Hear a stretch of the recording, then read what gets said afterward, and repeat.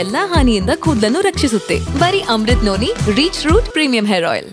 ಪದ್ಮಶ್ರೀ ಪುರಸ್ಕೃತರಾಗಿರುವಂತಹ ಕದ್ರಿ ಗೋಪಾಲ್ನಾಥ್ ಅವರ ಮಗ ಮಣಿಕಾಂತ್ ಕದ್ರಿ ಅವರ ಸ್ಟುಡಿಯೋದಲ್ಲಿ ನಾವಿದ್ದೀವಿ.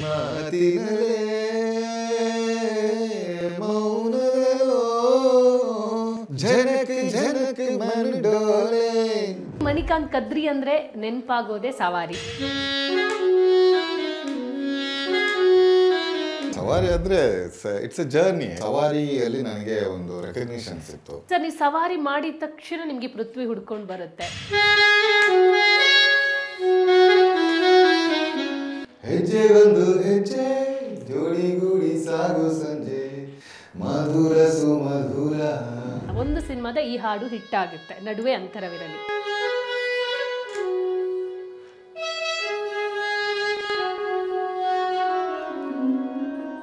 ರನ್ನ ಆಂಟನಿ ಜನಕ್ ಜನಕ್ ಹಾಡು. ಜನಕ್ ಜನಕ್ ಮನ ಡೋಲೆ ಜನಕ್ ಜನಕ್ ಮನ ಡೋಲೆ ಜನಕ್ ಜನಕ್ ಮನ ಡೋಲೆ. ಸಂಗೀತ ಲೋಕ ಅಂದ್ರೇನೆ ಅದೊಂದು ಸುಂದರವಾದಂತಹ ಪ್ರಪಂಚ. ಆ ಪ್ರಪಂಚದಲ್ಲಿ ಸಿಗುವಂತಹ ನೆಮ್ಮದಿ ಇದೆಯಲ್ಲ, ಅದು ಅದ್ಭುತ. ಆ ಪ್ರಪಂಚದಲ್ಲಿ ಸಾಕಷ್ಟು ಜನ ಸಾಧನೆ ಮಾಡಿದ್ದಾರೆ, ಪ್ರಶಸ್ತಿಗಳನ್ನ ಬಾಚಿಕೊಂಡಿದ್ದಾರೆ. ಆ ಸಾಲಿಗೆ ಒಬ್ರು ಸೇರ್ತಾರೆ. ಅವರು ಸ್ಯಾಕ್ಸೋಫೋನ್ ವಾದನದಲ್ಲಿ ಪದ್ಮಶ್ರೀ ಪ್ರಶಸ್ತಿಯನ್ನ ಬಾಚಿಕೊಂಡಿದ್ದಾರೆ. ಅವರ ಕೂಡ ಇವತ್ತು ನಮ್ಮ ಜೊತೆ ಜಾಯಿನ್ ಆಗ್ತಾರೆ. ಅವರು ಯಾರು ಅನ್ನೋ ಕ್ಯೂರಿಯಾಸಿಟಿ ನಿಮ್ಗಿರ್ಬೋದು, ಬನ್ನಿ ತೋರಿಸ್ತೀನಿ.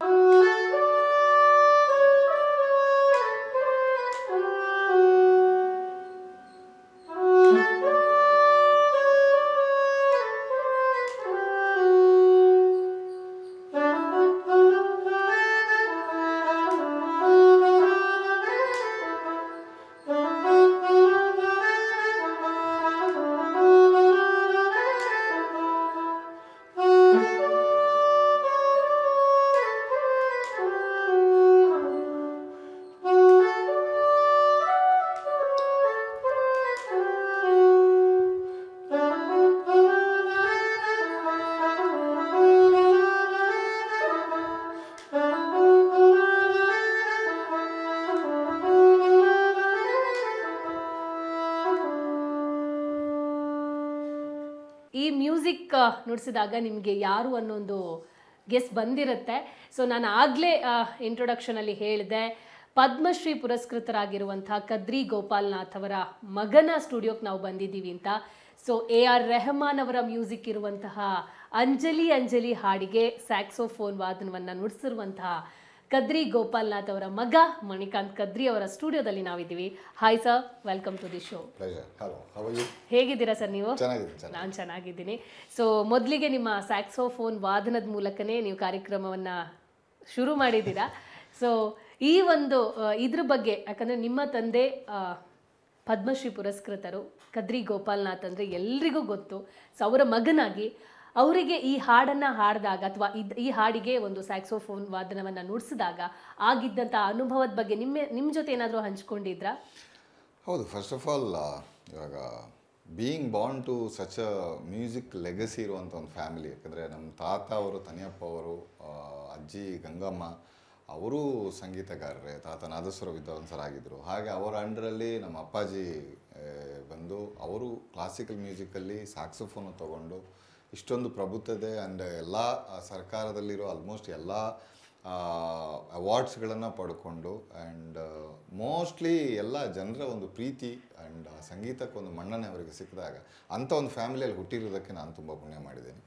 ಹಾಗೆ ಅವರದು ಪ್ರಬುದ್ಧತೆಯಲ್ಲಿ ಇರುವಾಗಲೇ AR ರೆಹಮಾನ್ ಅವ್ರ ಜೊತೆ ಕೆ ಬಾಲಚಂದ್ರ ಅವರ ಡೈರೆಕ್ಷನಲ್ಲಿ ಡ್ಯೂಯೆಟ್ ಅನ್ನೋ ಒಂದು ಸಿನಿಮಾ ಅದನ್ನು ವರ್ಕ್ ಮಾಡುವಂಥ ಅವಕಾಶ ಅವ್ರಿಗೆ ಸಿಕ್ತು. ಹಿ ವಾಸ್ ವೆರಿ ಹ್ಯಾಪಿ ಆ ಟೈಮಲ್ಲಿ. ಯಾಕಂದರೆ ಆ ಕಥೆನೇ ಬಂದು ಆ ಕಥೆಯಲ್ಲಿರೋ ಹೀರೋ ನಮ್ಮ ರಮೇಶ್ ಅರವಿಂದ್ ಸರ್ ಹಾಗೂ ಪ್ರಭು ಅವರು ಮಾಡಿದರು. ಅದರದ್ದು ಮೇಯ್ನ್ ಇದೆ ಒಬ್ಬ ಸ್ಯಾಕ್ಸೋಫೋನ್ ಕಲಾವಿದ ಹಾಗೂ ಒಬ್ಬ ಹಾಡುಗಾರರ ಇದು. ಸೊ ಆ ಒಂದು ಕ್ಯಾರೆಕ್ಟರ್ ಸೃಷ್ಟಿಯಾಗಿರೋ ಒಂದು ವಿಷಯ ಅಲ್ಲಿ ಅವರು ರೆಹಮಾನ್ ಸರ್ ಸ್ಟುಡಿಯೋದಲ್ಲಿ ಹೇಗೆಲ್ಲ ವರ್ಕ್ಗಳು ನಡೆಯಿತು ಅದನ್ನೆಲ್ಲ ತುಂಬ ನಮ್ಮ ಜೊತೆ ಹಂಚ್ಕೊಂಡಿದ್ರು. ಸೊ ನಾವು ಚಿಕ್ಕ ಹುಡುಗರಾಗಿದ್ವಿ ಅವಾಗ.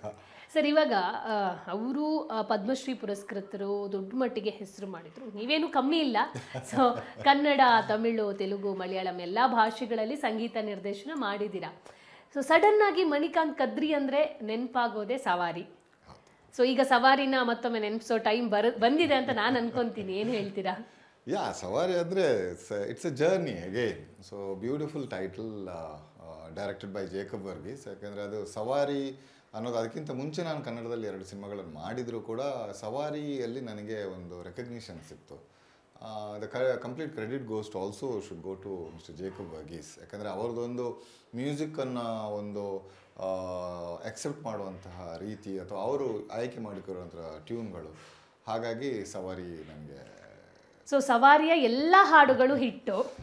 ಸೊ ಈ ಸಮಯದಲ್ಲಿ ಯಾವ ಹಾಡನ್ನ ನೀವು ಮ್ಯೂಸಿಕ್ ಅನ್ನ ಮತ್ತೊಮ್ಮೆ ಮೆಲುಕು ಹಾಕಕ್ಕೆ ಇಷ್ಟಪಡ್ತೀರಾ? ಸವಾರಿಯಲ್ಲಿ ಅದೇ ಅಲೆ ಅಲೆನೂ ಹಿಟ್ಟಾಯಿತು. ಮರಳಿ ಮರೆಯಾಗಿ ಅಲ್ಲಿ ನಾನೊಂದು ಹೇಳಬೇಕಂದ್ರೆ ನನಗೆ ಆ ಟೈಮಲ್ಲಿ ಅಂದರೆ ತೀರಾ ಹೊಸಬ, ಹಾಗಾಗಿ ಮರಳಿ ಮರೆಯಾಗಿ ಬಗ್ಗೆ ನನಗೆ ತುಂಬಾ ಡೌಟ್ ಇತ್ತು. ಯಾಕಂದರೆ ತುಂಬ ಸ್ಲೋ ಟೆಂಪೋ ಹಾಡು ಆ್ಯಂಡ್ ಇದು ಮಾಡ್ಬೋದಾ, ಇದು ಪಿಕಪ್ ಆಗ್ಬೋದಾ ಅಂತ ಹೇಳಿ ಜೇಕಬ್ ಅವ್ರ ಜೊತೆ ಸ್ವಲ್ಪ ಈ ಸಾಂಗನ್ನು ಸ್ಪೀಡ್ ಮಾಡೋಣ ಅಂತಲೂ ಹೇಳಿದ್ದೆ.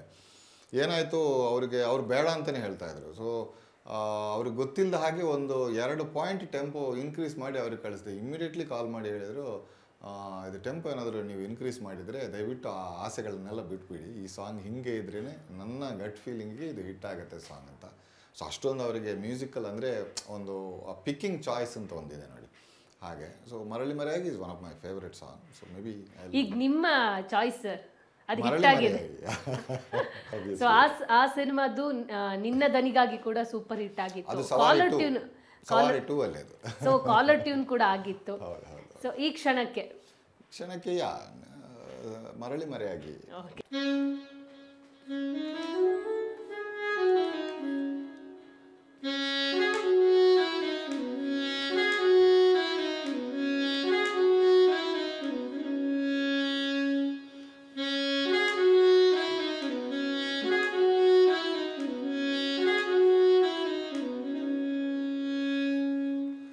ಮರಳಿ ಮರೆಯಾಗಿ ತೆರಳಿ ತೆರೆಯಾಗಿ ಮನದ ದಡಕೀಗ ಬಡಿದು ಒಲವು ಸಿಹಿ ಸವಿ ಕವನ. Beautiful song. ಸೊ ಈ ಹಾಡನ್ನ ಹಾಡಿದಾಗ ನಿಮ್ಗೆಲ್ಲೋ ಒಂದ್ ಕಡೆ ಸಿಕ್ಸ್ ಸೆನ್ಸ್ ವರ್ಕೌಟ್ ಆಗಿತ್ತಾ ಅನ್ಸಿತ್ತಾ ನಿಮಗೆ ಆ ಟೈಮಲ್ಲಿ ಇದು ಕ್ಲಿಕ್ ಆಗುತ್ತೆ ಈ ಹಾಡು? ಹೌದು, ಯಾಕಂದರೆ ನಮ್ಗೆ ಏನಂದರೆ ಒಂದು ಸಿನಿಮಾ ಯಾವುದೇ ಹಾಡಾಗಲಿ, ಮರಳಿ ಮರೆಯಾಗಲಿ ಯಾವುದೇ ಹಾಡಾಗಲಿ, ನಾವೊಂದು ತಂಡದ ಜೊತೆ ಅಂದರೆ ಸಿನಿಮಾ ಡೈರೆಕ್ಟರ್ಸ್ ಇರ್ತಾರೆ, ಆಮೇಲೆ ಎಲ್ಲರ ಜೊತೆ ಸೇರಿಕೊಂಡು ಒಂದು ಈ ಸಾಂಗ್ ಈ ಸಿಚುವೇಶನಿಗೆ ನಾವು ಸೂಕ್ತ ಅಂತ ಹೇಳಿ ಏನೋ ಒಂದು ಮಾಡಿದಾಗ ಅವಾಗ ನಮಗೆಲ್ರಿಗೂ ಒಂದು ಗಟ್ ಫೀಲಿಂಗ್, ಒಂದು ಇನ್ಸ್ಟೆಂಟ್ ಒಂದು ಫ್ಲೇರ್ ಬರುತ್ತೆ ಇದು ಚೆನ್ನಾಗಿರ್ಬೋದು ಅಂತ. ಹಾಗಂತ ನಾನು ಇವತ್ತಿನವರೆಗೂ ಯಾವತ್ತೂ ನನ್ನ ಸಾಂಗ್ಗಳು ಸೂಪರ್ ಹಿಟ್ ಆಗುತ್ತೆ ಅಂತ ಹೇಳೋ ಒಂದು ಓವರ್ ಕಾನ್ಫಿಡೆನ್ಸ್ ಇಟ್ಕೊಂಡಿಲ್ಲ. ಯಾಕಂದರೆ ಜನರಿಗೆ ಏನು ಬೇಕೋ ಆ ಟೈಮಲ್ಲಿ ಅವ್ರಿಗೇನು ಹೊಸದು ಅಥವಾ ಅವರ ಹೃದಯಕ್ಕೆ ಏನು ಹತ್ತಿರವಾಗುತ್ತೋ ಅದನ್ನು ಮಾತ್ರ ಅವರು ಒಪ್ಕೋತಾರೆ. ಹಾಗಾಗಿ ಇದರಲ್ಲಿ ನಂಬಿಕೆ ಇತ್ತು, ಬಟ್ ಡೆಫಿನೆಟ್ಲಿ ಓವರ್ ಕಾನ್ಫಿಡೆನ್ಸ್ ಇರಲಿಲ್ಲ. ಬಟ್ ಅದೇ ಥರ ಒಂದು ಅಳುಕು ಇತ್ತು, ಅಂದರೆ ಹೇಗೆ ತಗೋಬೋದಾ ಜನ ಅಂತ. ನನಗೆ ಗೊತ್ತಿರೋ ಪ್ರಕಾರ ಆ ಥರ ಒಂದು ಅಳುಕು ಎಲ್ಲ ಕ್ರಿಯೇಟರ್ಸಿಗೆ ಇರಬೇಕು, ಎಲ್ಲ ಡೈರೆಕ್ಟರ್ಸ್ಗಳಿಗೆ ಅಥವಾ ಮ್ಯೂಸಿಕ್ ಕಂಪೋಸರ್ಗಳಿಗೆ, ಯಾರಿಗೂ ಒಂದು ಸಾಹಿತಿಗಳಿಗೆ, ಆದರೆ ಎಲ್ಲರಿಗೂ ಒಂದು ಅಳುಕು ಒಂದು 5% ಆದರೂ ಇರಬೇಕು. ಇಲ್ಲಾಂದರೆ ನಾನು ಮಾಡಿದ್ದೇ ಸರಿ, ನಾನು ಆಡಿದ್ದೆ ಆಟ, ಉಂಡಿದ್ದೆ ಊಟ ಅಂತ ಹೇಳಿ ಆಗುತ್ತೆ. ಹಾಗಾಗಿ ಅದೊಂದು ಏನದು ನಮ್ಮ ಒಂದು ಆತ್ಮಾವಲೋಕನ ಮಾಡ್ಕೊಳ್ಳೋಕೆ ಅದೊಂದು 5% ಭಯ ಇರಲೇಬೇಕು. ಸರ್, ಈಗ ನಾನು ಕೇಳೋದು ಸಿನಿಮಾ ಆಯ್ಕೆಗಳ ವಿಚಾರಕ್ಕೆ ಬಂದಾಗ ನಿಮ್ಮನ್ನ ಮಣಿಕಾಂತ್ ಕದ್ರಿ ಸಂಗೀತ ನಿರ್ದೇಶಕರಿದ್ದಾರೆ ಅಂದರೆ ನಿಮ್ಮ ಸಾಂಗ್ಗಳೆಲ್ಲ ಸೂದಿಂಗ್ ಆಗಿರುತ್ತೆ, ಅದೊಂದು ಕೇಳೋಕ್ಕೆ ಮೆಲೋಡಿ ಅಂಥದ್ದೇ ಜಾಸ್ತಿ ಇರುತ್ತೆ. ನಿಮಗೆ ಅಂತಹದ್ದೇ ಒಂದು ಸಂಗೀತ ಅಥವಾ ಸಾಹಿತ್ಯ ಹುಡ್ಕೊಂಡು ಬರುತ್ತಾ ಅಥವಾ ನೀವೇ ಆ ಕಡೆ ಒಲವು ತೋರಿಸ್ತೀರಾ ಹೇಗೆ ಅಂತ? ಹಾಗೇನಿಲ್ಲ. ಥಿಂಗ್ ಈಸ್, ನಾನೊಬ್ಬ ಎಂಟರ್ಟೈನರ್. ನಾನು ಒಂದು ಬೇಸಿಕ್ ಆಗಿ ಹೇಳ್ಬೇಕಂದ್ರೆ ನಾನೊಬ್ಬ ಡ್ರೈವರ್ ಅಷ್ಟೇ. ನನಗೆ ನೀವು ಯಾವ ಕಾರ್ ಕೊಡ್ತೀರ ಅದನ್ನು ನಾನು ಡ್ರೈವ್ ಮಾಡ್ತೀನಿ. ಸೊ ನೀವು ಹೇಳಿದ್ದಕ್ಕೆ ಇನ್ನೊಂದು ಹೇಳಬೇಕಂದ್ರೆ, ಮೇ ಬಿ ಅಂತಹ ಒಂದು ಸಬ್ಜೆಕ್ಟ್ಗಳೇ ಅಥವಾ ಅಂಥ ಹಾಡುಗಳೇ ನನ್ನನ್ನು ಹುಡುಕೊಂಡು ಬಂದಿರಬಹುದು. ಹೇಳ್ತಾರಲ್ಲ, ಪ್ರತಿಯೊಂದು ಅಗಳಲ್ಲೂ ಅದು ಯಾರು ಊಟ ಮಾಡಬೇಕು, ತಿನ್ನಬೇಕು, ಆ ಋಣ ಒಂದು ಬರೆದಿರತ್ತೆ ಅಂತ. ಹಾಗಾಗಿ ನನಗೆ ಸೋಫಾರ್ ತುಂಬ ಸ್ವಲ್ಪ ಮೆಲೋಡೀಸ್ ಆ್ಯಂಡ್ ಮ್ಯೂಸಿಕಲ್ ಇಂಪಾರ್ಟೆನ್ಸ್ ಇರುವಂಥ ಸಿನಿಮಾಗಳೇ ಬಂದಿವೆ. And I am very happy for that. ಹಾಗಂತ ನಾನು ಫಾಸ್ಟ್ ಸಾಂಗ್ಗಳನ್ನು ಮಾಡಿಲ್ಲ ಅಂತಲ್ಲ, ಮಾಡಿದ್ದೀನಿ. ಬಟ್ ಇವಾಗ ರೀಸೆಂಟ್ಲಿ ಇವಾಗ ಮೊನ್ನೆ ಅಷ್ಟೇ ರಿಲೀಸ್ ಆಯಿತು ರಾನಿ ಅಂತ ಒಂದು ಸಿನಿಮಾ, ಅದರಲ್ಲೊಂದು ಎಣ್ಣೆ song. I think first in my career ನಾನು ಮಾಡಿದ್ದೀನಿ. ಸ್ವಲ್ಪ ಡಿಫ್ರೆಂಟ್ ಆಗಿ ಬಂದಿದೆ, ನೋಡೋಣ ಸರ್. ಇವಾಗ ಅದನ್ನು ನಾನು ಇದರಲ್ಲಿ ಉಳಿಸೋಕ್ಕಾಗಲ್ಲ. ಮೇ ಬಿ ಅದರಲ್ಲಿ ಅದು ಪ್ರಮೋದ್ ಮರವಂತೆ ಅವರು ಬರೆದಿದ್ದಾರೆ. ಕೋಲೆ ಕೋಲೆ ಕೋಲೆಲೆ ಕೋಲೆ ಕೋಲೆ ಕೋಲೆ ಕೋಲನ ಕೋಲೆ ಕಾಲೆ ಪೀಲೆ ಕಾಲೆ ಪೀಲೆ ಜೀಲೆ ಜೀಲೆ ಜಿಂಗಾಲಾಲೆ ಅಂತ. ಸೊ ಹೆಂಗೆ ಚಾಲೆಂಜಸ್ ಇತ್ತ ಸರ್? ಯಾಕಂದ್ರೆ ಇಲ್ಲಿ ತನಕ ನಿಮ್ಮ ಟ್ರ್ಯಾಕ್ ಮೆಲೋಡಿಯಲ್ಲಿತ್ತು, ಸಡನ್ ಆಗಿ ಟ್ರ್ಯಾಕ್ ಚೇಂಜ್ ಆದಾಗ ಸ್ವಲ್ಪ ಚಾಲೆಂಜಸ್ಗಳು ಅಥವಾ ಏನಿಲ್ಲ ನನಗೆ ಅಂದರೆ ಆ ಟ್ರ್ಯಾಕ್ ಅಂತ ನಾವು ಒಂದು ನಿರ್ದಿಷ್ಟ ಒಂದು ಇದನ್ನು ಇಟ್ಕೊಂಡು ಹೋಗಲ್ಲ ಯಾವತ್ತು. ಅದೇ ನಾನು ಹೇಳಿದ್ನಲ್ಲ, whatever I have to eat ಅದನ್ನು ನಾನು, ಇವಾಗ there are 2 types of people ಅಂತಾರೆ. ಒಂದು ತಿನ್ನೋಕ್ಕೋಸ್ಕರ ಬದುಕೋರು, ಇನ್ನೊಂದು ಬದುಕೋಕ್ಕೋಸ್ಕರ ತಿನ್ನೋರು. ನಾನು ಬದುಕೋಕ್ಕೋಸ್ಕರ ತಿಂತೀನಿ. ಅಂದರೆ ಏನೇ ಇದ್ದರೂ ಆ ಟೈಮಲ್ಲಿ ಏನು ಬೇಕೋ ಅದನ್ನು ನಾನು ಸಿಂಪಲ್ ಆಗಿರ್ತೀನಿ. ಆ್ಯಂಡ್ ಇದಕ್ಕೆ ಸನ್ನಿವೇಶಗಳಿಗೆ, ಈ ಸಿನಿಮಾಗೆ, ಅದರ ಬ್ಯಾಕ್ ಡ್ರಾಪಿಗೆ ಯಾವ ಥರ ಸಾಂಗ್ಗಳನ್ನು ಬೇಕೋ ಅದನ್ನು I will discuss more with the director. And I don't think ಕಷ್ಟ ಏನಲ್ಲ, ಬಟ್ ಅದಕ್ಕೆ ಬೇಕಾಗಿರೋ ಸ್ಟಡೀಸ್ಗಳನ್ನು ಮಾಡಬೇಕಾಗುತ್ತೆ. ಸರ್, ನೀವು ಸವಾರಿ ಮಾಡಿದ ತಕ್ಷಣ ನಿಮಗೆ ಪೃಥ್ವಿ ಹುಡ್ಕೊಂಡು ಬರುತ್ತೆ, ಜೇಕಬ್ ವರ್ಗೀಸ್ ಅವ್ರ ಜೊತೆ ಮತ್ತೊಂದು ಟೈಅಪ್ಪು. ಸೊ ಒಂದು ಕಡೆ ಸ್ಟಾರ್ ಹೀರೋಗೆ ಸಿನಿಮಾದ ಒಂದು ಸಾಂಗ್ ಮ್ಯೂಸಿಕ್ ಡಿರೆಕ್ಷನ್ ಮಾಡಬೇಕು ಅಂತ, ಇನ್ನೊಂದು ಕಡೆ ಜೇಕಬ್ ವರ್ಗೀಸ್ ಅವರ ನಂಬಿಕೆಯನ್ನು ಉಳಿಸ್ಬೇಕು ಅಂತ. ಸೊ ಎರಡೂ ಇತ್ತು ಚಾಲೆಂಜಸ್ಗಳು. ನಿಮಗೇನಾದರೂ ಆ ಟೈಮಲ್ಲಿ ಅಥವಾ ಈ ಥರ ಮಾಡೋದು ಕಷ್ಟ ಆಗುತ್ತೆ ಅನ್ನೋ ಭಾವನೆ ಏನಾದರೂ ಬಂದಿತ್ತಾ? ಇಲ್ಲ, ಕಷ್ಟ ಅಂತ ಭಯ ಏನಿರಲಿಲ್ಲ. ಬಟ್ ಏನಂದರೆ ಎಲ್ಲರಿಗೂ ನೀರಂದರೆ ಭಯ ಇರುತ್ತೆ. ಬಟ್ ಒಂದು ಸಲ ಇಳಿದ ಮೇಲೆ ನಮಗೆ ಅಲ್ಲಿ ಉಳ್ಕೋಬೇಕಾದ್ರೆ ನಾವು ಈಜಾಡಲೇಬೇಕು. ಹಾಗಾಗಿ ನಮ್ಮ ತಂದೆಯವರು ಹೇಳ್ತಾಯಿದ್ರು, ಎಲ್ಲ ಸಿನಿಮಾಗಳನ್ನು ನೀನು ಫಸ್ಟ್ ಟೈಮ್ ಸಿನಿಮಾ ಅಂತಲೇ ತೊಗೋಬೇಕು. ಇವಾಗಷ್ಟೇ ನಾನು ಒಂದು ಸಿನಿಮಾ ಮಾಡಿದರೂ ಕೂಡ ಅದು ನನ್ನ ಫಸ್ಟ್ ಸಿನಿಮಾ, ಮೊದಲ ಸಿನಿಮಾ ಅಂತ ಅದೇ ಒಂದು ಏನೋ ಇನ್ವಾಲ್ವ್ಮೆಂಟ್ ನಾನು ಹಾಕ್ತೀನಿ ಅದರಲ್ಲಿ. ಹಾಗೆ ಇದರಲ್ಲಿ ಅಂತೂ ಡೆಫಿನೆಟ್ಲಿ ಪೃಥ್ವಿಯಲ್ಲಿ ತುಂಬಾ ನನಗೆ ಏನೋ ಚಾಲೆಂಜಸ್ಗಳಿದ್ದು. ಒಂದು ದ ಗ್ರೇಟ್ ದೊಡ್ಡ ಮನೆ ಆ್ಯಂಡ್ ಡಾಕ್ಟರ್ ರಾಜ್ಕುಮಾರ್ ಅವರ ಒಂದು ಮನೆ, ಸಂಗೀತ ಮನೆ. ಅದು ಎಲ್ಲರಿಗೂ ಸಂಗೀತ ಗೊತ್ತಿದೆ, ಸಂಗೀತ ಆಸಕ್ತರು, ಸಂಗೀತದ ತುಂಬ ಪ್ರೇಮಿಗಳು. ಹಾಗೆ ಜೇಕಬ್ ವರ್ಗೀಸ್ ಅವರ ಒಂದು ತಂಡನೇ, ಒಂದು ದೊಡ್ಡ ಹೀರೋಗೆ ಅವ್ರ ತಂಡನೇ ನಂಬಿಕೊಂಡು ಇನ್ನೊಂದು ಸಿನಿಮಾ ಮಾಡೋಕ್ಕೆ ಹೊರಟಾಗ ಡೆಫಿನೆಟ್ಲಿ ಆ ಒಂದು ಜವಾಬ್ದಾರಿ ಜಾಸ್ತಿ ಇತ್ತು. ಬಟ್ ಹಂಗಂತ ನನಗೆ ಯಾವುದೇ ಪ್ರೆಷರ್ ಜೇಕಬ್ ಅವ್ರ ಕಡೆಯಿಂದನೇ ಇರಲಿಲ್ಲ ಅಥವಾ ನಮ್ಮ ಅಪ್ಪು ಸರ್ ಕಡೆಯಿಂದನೇ ಇರಲಿಲ್ಲ. ಅಭಿಮಾನಿಗಳಲ್ಲಿ ಒಂದು ನಿರೀಕ್ಷೆ ಇರುತ್ತೆ, ಅಪ್ಪು ಅವರ ಇಂಟ್ರೊಡಕ್ಷನ್ ಅಂದರೆ ಬೀಟ್ಸ್ ಇರಬೇಕು, ನಾವು ಕುಣಿಬೇಕು, ಇಂಥದ್ದೆಲ್ಲ ಭಾವನೆಗಳಿರುತ್ತೆ. ಸೊ ಆ ಕ್ಷಣಕ್ಕೆ ಆ ಥರ ಥಾಟ್ಸ್ಗಳು ನಿಮಗೆ ಬಂದಿತ್ತ? ಯಾಕಂದರೆ ಒಂದು ನಿರೀಕ್ಷೆ ಇತ್ತು, ಬಟ್ ಕಿವಿಗೆ ಇಂಪೆನಿಸುವಂಥ ಸಾಂಗ್ ಮಾತ್ರ ನಮಗೆ ಪೃಥ್ವಿಯಲ್ಲಿ ಕೇಳಿಸಿರೋದು. ಹೌದು, ಇಲ್ಲ ಆ ಥರ ನನಗೆ ಡೌಟ್ಸ್ ಬಂದಿತ್ತು. ಬಟ್ ಎಗೇನ್ ನೋಡಿ, ಯಾವುದೇ ಒಬ್ಬ ನಟ, ಇವಾಗ ಅಪ್ಪು ಸರ್ ಅಂತವರ ನಟ ಏನಂದರೆ ಯಾವುದಾದ್ರೂ ಒಂದು ಹೊಸತನ ಮಾಡ್ತಾ ಇರಬೇಕು ಅನ್ನೋದು. ಪೃಥ್ವಿ ನೋಡಿದರೆ ಅವ್ರ ಕರಿಯರಲ್ಲಿ ಒಂದು ಡಿಫ್ರೆಂಟ್ ಸಿನಿಮಾ. ಅವ್ರು ಕಾಣಿಸ್ಕೊಂಡಿರೋ ರೀತಿ, ಅವ್ರದ್ದು ಕಾಸ್ಟ್ಯೂಮ್ಸ್ ಆಗಲಿ ಅಥವಾ ಅವರ ಹಾವಭಾವ, ಅವರೊಂದು ಕಂಪ್ಲೀಟ್ ಕ್ಯಾರೆಕ್ಟರಿಸ್ಟಿಕ್ಸೇ ಕಂಪ್ಲೀಟ್ ಚೇಂಜ್. ಸೊ ಪ್ರತಿ ಸಿನಿಮಾದಲ್ಲೂ ಅದೇ ಹಾಡು, ಅದೇ ಫೈಟು, ಅದೇ ಥರ ಇಂಟ್ರಡಕ್ಷನ್ ಸಾಂಗ್ ಮಾಡ್ತಾಯಿದ್ರೆ ಒಬ್ಬ ಸಿನಿಮಾ ಮೇಕರಿಗೂ ಕಷ್ಟ, ಒಂದು ಇಂಟ್ರೆಸ್ಟಿಂಗ್ ಅನಿಸಲ್ಲ. ಅದೇ ಥರ ಒಬ್ಬ ನಟನಿಗೂ ಇದಿಲ್ಲ. ಅಪ್ಪು ಸರ್ ಯಾವತ್ತೂ ನಾನು ಹೊಸದಾಗಿ ಏನಾದರೂ ಮಾಡಬೇಕು, ಹೊಸದಾಗಿ ನಮ್ಮ ಇದರಲ್ಲಿ ಏನಾದ್ರು ಮಾಡಬೇಕು ಅಂತ ಅನ್ನೋ ಒಂದು ಪ್ರಯೋಗ ಚಿತ್ರ ಇದು. ಆ್ಯಂಡ್ ಡೆಫಿನೆಟ್ಲಿ ನಾನು ಪೃಥ್ವಿ ಸಾಂಗಲ್ಲಿ ಎಲ್ಲ ಪ್ರೇಕ್ಷಕರಿಗಾಗಲಿ ಅಥವಾ ಅವ್ರ ಫ್ಯಾನ್ಸ್ಗಳಿಗೆ may be I would have disappointed. ಯಾಕಂದರೆ ಆ ಥರನೇ ರಿವ್ಯೂಸ್ಗಳು ಬಂದು ಏನೋ ಕೆಲವೊಂದು ಇದರಲ್ಲಿ ಬರೆದಿದ್ರು. I will be very open and frank. Appu sir ಅವ್ರದ್ದು ಕಂಪ್ಲೀಟ್ ಕರಿಯರಲ್ಲಿ ಇದು ಅತಿ ಕೆಟ್ಟ ಸಂಗೀತ ನೀಡಿದಂಥ ಸಂಗೀತ ನಿರ್ದೇಶಕ ಅಂತೇಳಿ ನನಗೆ ನಿಜವಾಗ್ಲೂ. ಯಾಕಂದರೆ ನಾವು ಅದನ್ನು ಚೂಸ್ ಮಾಡಿಕೊಂಡಿದ್ದ ದಾರಿ ತುಂಬ ಹರ್ಟ್ ಆಯಿತು. ಬಟ್ ಎಗೇನ್ ನಾವು ಅದನ್ನು ನಂಬಿಕೊಂಡು ಆ ಟೈಮಲ್ಲಿ ಮಾಡಿದ್ವಿ. ಇವಾಗ ಏನಾದರೂ ನಾವೇನು ನಮ್ಮದು ಒಂದೇ ಒಂದು 5% ಕೂಡ ನಾವು ನಮ್ಮ ಪ್ರಯತ್ನವನ್ನು ಕಮ್ಮಿ ಅಂತೇಳಿ ಇದಕ್ಕೆ ಹಾಕಿಲ್ಲ, ಅಥವಾ ನಾವು ಮಾಡಿದ್ದೆ ಈ ಥರ ಅಂಥೇಳಿ ಅಸಡ್ಡೆಯಿಂದ ಅಥವಾ ಒಂದು ಓವರ್ ಕಾನ್ಫಿಡೆನ್ಸಿಂದ ಮಾಡಿಲ್ಲ. ಸಿನಿಮಾಗೆ ಏನು ಬೇಕಿತ್ತೋ ಹೊಸತನ, ಸಿನಿಮಾದಲ್ಲಿ ಏನು ಬೇಕಿತ್ತೋ ಆ ಥರ ಒಂದು ಕಥೆ ಆಗಲಿ, ಅದಕ್ಕೋಸ್ಕರ ಮಾಡಿದ್ದು. ಆಮೇಲೆ ಸ್ವಲ್ಪ ದಿನ ನಂತರ ಜನ ಅದೇ ಅಭಿಮಾನಿಗಳಾಗಲಿ ಅಥವಾ ಅದೇ ಪತ್ರಿಕೆಗಳಾಗಲಿ ಅದನ್ನು ಅಷ್ಟೊಂದು ಪ್ರೀತಿಯಿಂದ ಸ್ವೀಕಾರ ಮಾಡಿಕೊಂಡು ಇವತ್ತು ಪೃಥ್ವಿ ಅನ್ನೋದು ನನ್ನ ಕರಿಯರಲ್ಲೇ one of the best album ಅಂತ ಹೇಳ್ಬೋದು. 5 ಹಾಡುಗಳು ಹಿಟ್ ಆಗಿರೋಂಥ. ಸರ್, ನಿಮಗೆ ಈಗ ಒಮ್ಮೆ ನೆನಪು ಮಾಡ್ಕೋತಿದ್ರೆ ಪೃಥ್ವಿ ರಿಲೀಸ್ ಆಗುತ್ತೆ ಅಥವಾ ಆ ಹಾಡು ರಿಲೀಸ್ ಆದಾಗ ನೀವೇ ಹೇಳಿದ್ರಿ ಕಮೆಂಟ್ಸ್ಗಳು ಹಿಂಗೆ ಬರೋಕ್ಕೆ ಶುರುವಾಯಿತು ಅಂತ, ನಿಮಗೆ ತುಂಬ ಮನಸ್ಸಲ್ಲಿ ಕಾಡೋಕ್ಕೆ ಶುರುವಾಗಿರುವಂಥ ಒಂದು ಕಮೆಂಟನ್ನು ಈ ಕ್ಷಣಕ್ಕೆ ನೆನಪು ಮಾಡೋದಿದ್ರೆ? ಅದೇ ಹೇಳಿದ್ನಲ್ಲ, ಇವಾಗ ಅಪ್ಪು ಸರ್ದು ಕರಿಯರಲ್ಲೇ ಒಂದು ತುಂಬ ಕೆಟ್ಟದಾಗಿ ಸಂಗೀತ ನೀಡಿದಂಥ ಸಂಗೀತ ನಿರ್ದೇಶಕ ಅಂತ. ಯಾಕೆಂದರೆ ಆಡಿಯನ್ಸ್ ಟುಡೇ ಏನಾಗುತ್ತೆ, ಅದನ್ನು ಪರಾಮರ್ಶಿಸದೆ ಒಂದೇ ಸಲ ಟಕ್ ಅಂತ. ಅಂದರೆ ನಾವು ಈಗ ರೆಹಮಾನ್ ಸರ್ದು ಟ್ಯೂನ್ಸ್ ಆಗಲಿ ಅಥವಾ ಸಾಂಗ್ಗಳಾಗಲಿ ಫಸ್ಟ್ ಟೈಮ್ ಕೇಳಿದಾಗ ಅದು ಇಷ್ಟ ಆಗಿರಲ್ಲ, ಏನು ಮಾಡಿದ್ದಾರೆ ಸಾಂಗ್, ಏನು ಚೆನ್ನಾಗಿಲ್ಲ ಅಂತ. ಆದರೆ ಕೇಳ್ತಾ ಚೆನ್ನಾಗಾಗತ್ತೆ, ಅದೊಂದು ಇಷ್ಟ ಆಗೋಕ್ಕಾಗತ್ತೆ. ಅದೇ ಥರ ಈ ಸಾಂಗ್ಗಳನ್ನು ಜನ ಕೇಳ್ಕೊಂಡು ತುಂಬ ಇಷ್ಟಪಟ್ಟರು. ನನಗೆ ಇವಾಗ ತುಂಬ ಕಡೆ ನನ್ನ ಮುಖ ಪರಿಚಯ ಜಾಸ್ತಿ ಜನರಿಗೆ ಇಲ್ಲದೇ ಇದ್ದರೂ ಕೂಡ ಒಬ್ಬ ಹುಡುಗ, ನಾನು ಸೆಲೂನ್ಗೆ ಹೋಗಿದ್ದಾಗ ಅಲ್ಲೊಬ್ಬ ಹುಡುಗ ಇದ್ದ. ಆ ಹುಡುಗ ಬಂದು ನಂದು ಜಗವೇ ನಿನ್ನದು ಸಾಂಗ್ ಹಾಕ್ಕೊಂಡಿದ್ರು ಅಲ್ಲಿ, ಪೃಥ್ವಿಯಲ್ಲಿರುವಂಥ ಜಗವೇ ನಿನ್ನದು ಸಾಂಗ್.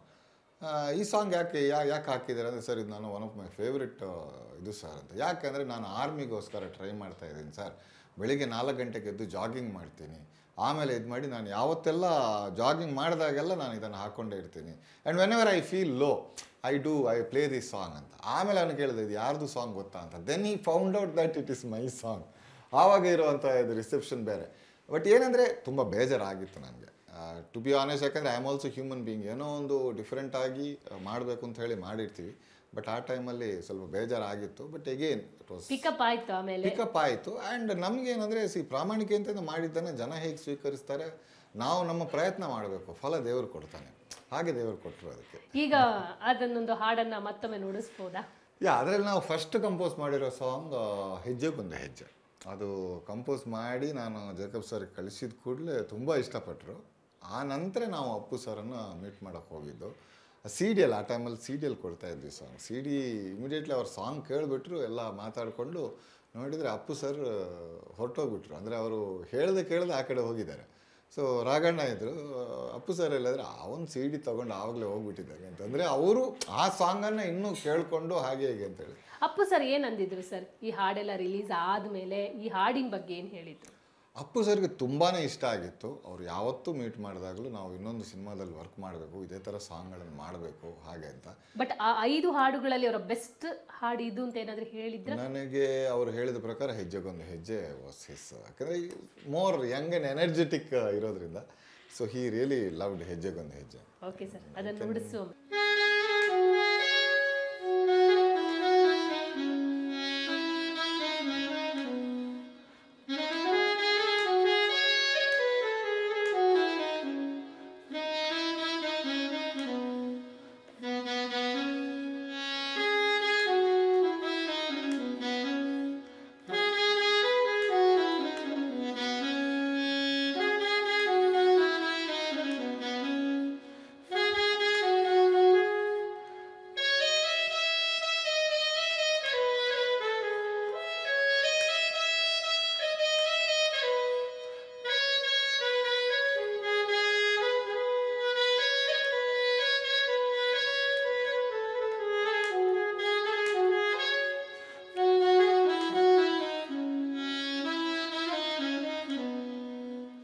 ಹೆಜ್ಜೆಗೊಂದು ಹೆಜ್ಜೆ ಜೋಡಿಗೂಡಿ ಸಾಗೋ ಸಂಜೆ ಮಧುರ ಸುಮಧುರ.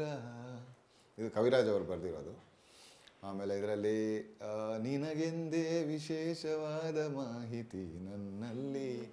ಇದಕ್ಕೊಂದು ಬ್ಯೂಟಿಫುಲ್ ಒಂದು ಇನ್ಸಿಡೆಂಟ್ ಇದೆ. ಕಾಯ್ಕಿಣಿ ಸರ್ ಅವ್ರು ಫಸ್ಟಿಗೆ ಇದಕ್ಕೆ ಬೇರೆ ಲಿರಿಕ್ಸ್ ಬರೆದಿದ್ರು. ಏನು ಬರೆದಿದ್ದು ಸರ್ ನೆನಪಿದೆಯಾ? ಇದಕ್ಕಲ್ಲ, ಇನ್ನೊಂದು ಸಾಂಗ್. ಇದರಲ್ಲಿ ನಿನಗೆಂದೇ ವಿಶೇಷ ಬರೆದ್ರು. ಆಮೇಲೆ ಹಾಗೆಲ್ಲ ನೀ ನೋಡಬೇಡ, ಅದು ಹಾಗೆಲ್ಲ ನೀ ನೋಡಬೇಡ, ಹೀಗೆಲ್ಲ ನೀ ಕಾಡಬೇಡ, ಈ ಸ್ವಪ್ನದ ಆ ಥರ ಇದೆಲ್ಲ. ಅದನ್ನು ಅದಕ್ಕೆ ಮುಂಚೆ ಒಂದು ವರ್ಷನ್ ಬರೆದು ಕಳಿಸಿದ್ರು.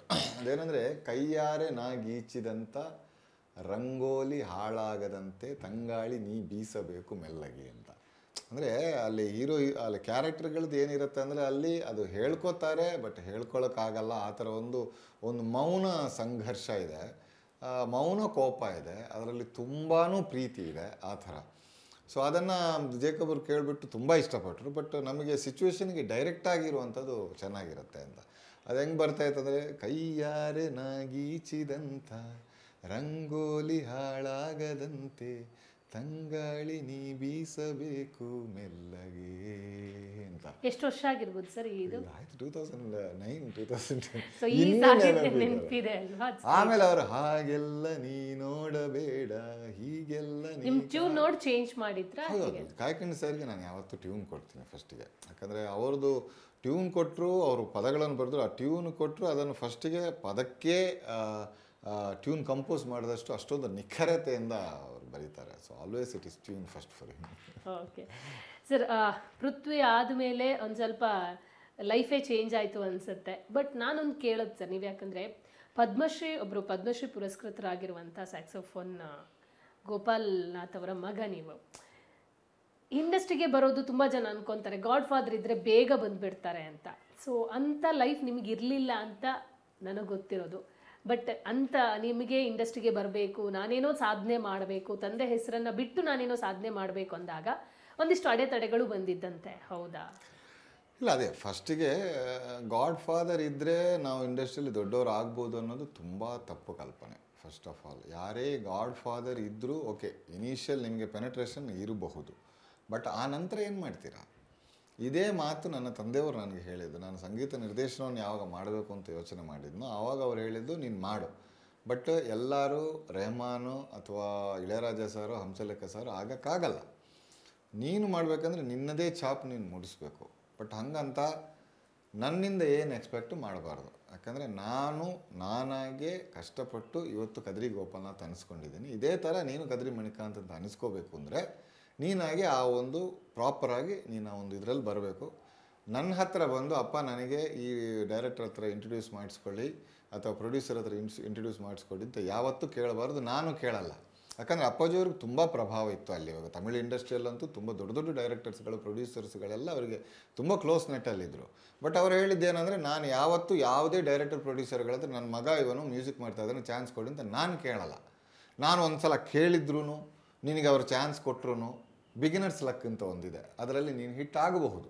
ಅಂದರೆ ಒಂದು ಮಾವಿನಕಾಯಿ ನೋಡಿಕೊಂಡು ಒಂದು ಕಲ್ಲು ಬಿಸಾಕ್ತೀವಿ, ಅಥವಾ ವಿಕೆಟಲ್ಲಿ 3 ಸ್ಟಂಪ್ ಇದ್ದಾಗ ಒಂದು ಬಾಲ್ ಬಿಸಾಕಿ ಸೆಂಟ್ರ್ ವಿಕೆಟ್ ಬೀಳುತ್ತೆ, ಮಾವಿನಕಾಯಿ ಬೀಳುತ್ತೆ. ಆಮೇಲೆ ಏನು ಮಾಡ್ತೀಯ? After the beginners luck.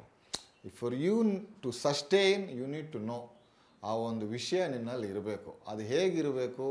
ನೀನು ಅದನ್ನು ಕಲಿಬೇಕು. ಸೊ ಯಾರು ಅಂದ್ರಲ್ಲಿ ಹೋಗಿ ಕಲಿತೀಯೋ, ಏನು ಮಾಡ್ತೀಯೋ, ನೀನಾಗಿ ಬಂದು ನೀನಾಗಿ ಕಲಿತ್ಕೊಂಡು ನೀನಾಗಿ ಮಾಡ್ಕೊಂಡು ಬಂದರೆ ನೀನಾಗಿ ಇನ್ನೂ ಕೆಲವಾರು ವರ್ಷಗಳನ್ನು ಉಳಿತೀಯ. ನನ್ನ ಸೈಡಿಂದ ಬಂದರೆ one film wonder, 2 film wonder ಆಗ್ತೀಯ, ಅಷ್ಟೇ ಇರೋದು. ಅವರು ವೆರಿ ಇಂಪಾರ್ಟೆಂಟ್ಲಿ ಹೇಳಿದ್ದು, ಸಾಧನೆ ನಿನ್ನದಿರಲಿ, ಸಂಸ್ಕಾರ ನನ್ನದಿರಲಿ ಅಂತ ಅಷ್ಟು ಮಾತ್ರ ಹೇಳಿದ ಅಪ್ಪಾಜಿ.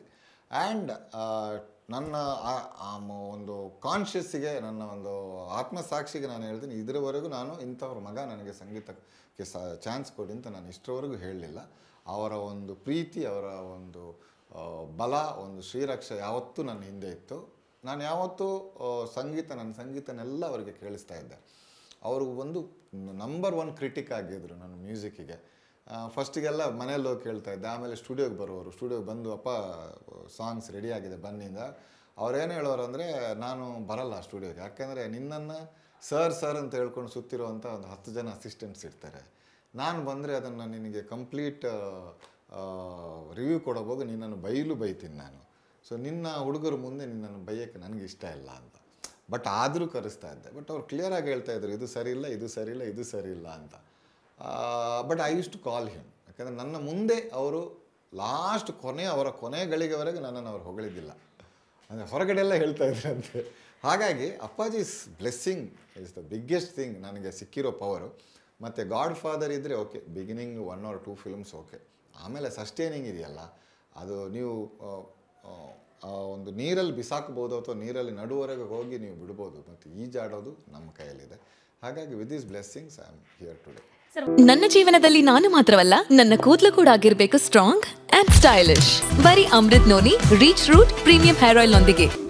Reach root premium hair oil. ಒಂದು ಮಾತು ಹೇಳಿದ್ರಿ, ಸಾಧನೆ ನನ್ನದು ಅಥವಾ ಸಾಧನೆ ನಿನ್ನದು, ಸಂಸ್ಕಾರ ನನ್ನದು ಅಂತ ಒಂದು ವರ್ಡ್. ಆ ಕ್ಷಣದಿಂದ ನೀವು ಯಾವ ಥರ ಪ್ರಿಪೇರ್ ಆದ್ರಿ? ಹೊರಗಡೆ ತಂದೆ ಇನ್ಫ್ಲುಯೆನ್ಸ್ ಇಲ್ಲದೆ ನಾನೇ ಸಾಧನೆ ಮಾಡಬೇಕು ಅಂತ ಹೆಂಗೆ ಹೊರಗಡೆ ಬಂದ್ರಿ? ಇಲ್ಲ, ನನಗಂದರೆ ಹೊರಗಡೆ ಅಂದರೆ ನಾನು ಫಸ್ಟ್ ನಂದು ಆಲ್ಬಮ್ ಸಿಕ್ಕಿದ್ದು ಅಪ್ಪಾಜಿಯಿಂದ, ಡ್ರೀಮ್ ಜರ್ನಿ ಅಂತ ಹೇಳಿ ಇನ್ಸ್ಟ್ರೂಮೆಂಟಲ್ ಆಲ್ಬಮ್. ಅದು that was a very big success. ಆನಂತರ ಅದನ್ನೇ ಮೈಂಡಲ್ಲಿ ಇಟ್ಕೊಂಡು ನಾನು ವರ್ಕ್ ಮಾಡಿಲ್ಲ. ನಾನು ನನ್ನ ಪಾಡಿಗೆ ನನ್ನ ಕೆಲಸಗಳು, ನನ್ನ ನೆಟ್ವರ್ಕಿಂಗ್ ಏನಿತ್ತು ಅದೆಲ್ಲ ಬೈ ಗಾಡ್ಸ್ ಗ್ರೇಸ್ ಬಂದು ಎಲ್ಲ I gave my 100%. Beat learning ಅಥವಾ ಬೇರೆಯವ್ರ ಜೊತೆ ಅಸಿಸ್ಟೆಂಟಾಗಿ ವರ್ಕ್ ಮಾಡಿರೋದು, ಐ ಗೇವ್ ಮೈ 100%. ಆ್ಯಂಡ್ ಅದೆಲ್ಲ ಒಂದು 8 ವರ್ಷಗಳ ನಂತರ ನಾನು ಕೂತು ನನ್ನ ಒಂದು ಯೋಚನೆ ಮಾಡಿದಾಗ ನನ್ನ ಮೈಲಿಗಳಲ್ಲಿ ಏನಿದ್ದು ಅದನ್ನೆಲ್ಲ ದಾಟಿ ನಾನು ತುಂಬ ಆಚೆ ಬಂದಿದ್ದೆ. ಅಂದರೆ ಅಪ್ಪಾಜಿ ಹೇಳಿದ್ದನ್ನು ಮೈಂಡಲ್ಲಿ ಇಟ್ಕೊಂಡಿದ್ದೆ. ಬಟ್ ಹಂಗಂತ ನಾನು ಅದರಲ್ಲೇ ಸ್ಟಿಕ್ ಹಾಕ್ಕೊಂಡು ಅದನ್ನೇ ಮೈಂಡಲ್ಲಿ ಇಟ್ಕೊಂಡಿಲ್ಲ. ನನಗೆ ಬರೀ ಸಿನಿಮಾಗಳನ್ನು ಮಾಡಬೇಕು, ಸಂಗೀತ ಕಲಿಬೇಕು ಅನ್ನೋಂಥ ಉದ್ದೇಶದಲ್ಲೇ ತುಂಬ ಸಿನಿಮಾಗಳನ್ನು ಮಾಡ್ಕೊಂಡು ಬಂದೆ. ಬೇರೆ ಬೇರೆ ಲ್ಯಾಂಗ್ವೇಜ್ಗಳಿಗಾಯಿತು. ಹಾಗಾಗಿ my motto was just to make music ಅಷ್ಟೇ. ನೀವು ಚಿತ್ರರಂಗಕ್ಕೆ ಬರೋ ಮುಂಚೆನೆ ಒಂದು ಸೀರಿಯಲ್ಗೆ ಮ್ಯೂಸಿಕ್ ಕಂಪೋಸ್ ಮಾಡಿ ಅದಕ್ಕೆ ಅವಾರ್ಡ್ ಕೂಡ ಬಂದಿತ್ತು ಅನ್ನೋದು. It was a telefilm. Yes ಅದ್ರ ಬಗ್ಗೆ ಮಲಯಾಳಂ ಅನ್ನುಂ ಮಳೆಯ ಇರೋನು ಅಂತ. ಸೊ ಅದಕ್ಕೆ ಮುಂಚೆ ಒಂದು ಡಿಜಿಟಲ್ ಸಿನಿಮಾ ಮಾಡಿದ್ದೆ, ಸಿನಿಮಾಟೋಗ್ರಾಫರ್ ಶ್ಯಾಮ್ ದತ್ ಅಂತ. ಇವಾಗ he's one of the very prominent, very famous and renowned cinematographer, Telugu ಅಲ್ಲಾಗಲಿ ಮಲಯಾಳಂ ಆಗಲಿ. ಸೊ ಈ ಥರ ಒಂದು ಒಳ್ಳೆ ತಂಡಗಳ ಜೊತೆ ನನ್ನ ಒಡನಾಟ ಶುರುವಾಯಿತು. ಹಾಗಾಗಿ ಅವರ ಜೊತೆ ನೆಕ್ಸ್ಟು ಮಲಯಾಳಮಲ್ಲಿ ಇವಾಗ B Unnikrishnan, is one of the very big ಡೈರೆಕ್ಟರಲ್ಲಿ, ಅವ್ರದ್ದು ಫಸ್ಟ್ ಫಿಲ್ಮ್ ಟೆಲಿಫಿಲ್ಮ್ಗೆ ಅನ್ನುಂ ಮಳೆಯ ಇರುನ್ನು ಅಂತ. ಅವತ್ತು ಅಂದಿನ ದಿನ ಕೂಡ ಮಳೆಯಾಗಿತ್ತು, ಮಳೆ ಸುರಿತಾ ಇತ್ತು ಅನ್ನೋ ಥರ ಏನೋ. ಸೊ ಅದಕ್ಕೆ ಮಾಡಿರೋ ಮ್ಯೂಸಿಕ್ಕಿಗೆ ನನಗೆ ಚಲಚಿತ್ರ ಅಕಾಡೆಮಿಯಿಂದ ನನಗೆ ಅವಾರ್ಡ್ ಬಂತು. ಸರ್, ಇವಾಗ ಕನ್ನಡ ಅಷ್ಟೇ ಅಲ್ಲ, ತುಳು ಆಗಿರಲಿ, ಮಲಯಾಳ ಆಗಿರಲಿ, ತೆಲುಗು ಆಗಿರಲಿ, ತಮಿಳು ಆಗಿರಲಿ, ಹಿಂದಿ ಆಗಿರಲಿ, ಈಗ ಬೇರೆ ಬೇರೆ ಭಾಷೆಗಳಲ್ಲಿ ನೀವು ಮ್ಯೂಸಿಕ್ ಕಂಪೋಸ್ ಮಾಡಿದ್ದೀರಾ. ಇಂಥ ಹೆಬ್ಬಾಗಿಲು ತೆರೆಯೋಕ್ಕೆ ಏನಾದರೂ ಒಂದು ರೀಸನ್ ಇರಬೇಕಲ್ವ? ಸಡನ್ನಾಗಿ ಯಾವುದು ಸಿಗಲ್ಲ. ಈ ಎಲ್ಲ ಭಾಷೆಗಳಲ್ಲಿ ಮಾಡೋಕ್ಕೆ ಅವಕಾಶ ಸಿಕ್ಕಿದ್ದು ಹೇಗೆ ನಿಮಗೆ ಅಂತ ಗೊತ್ತಿಲ್ಲ.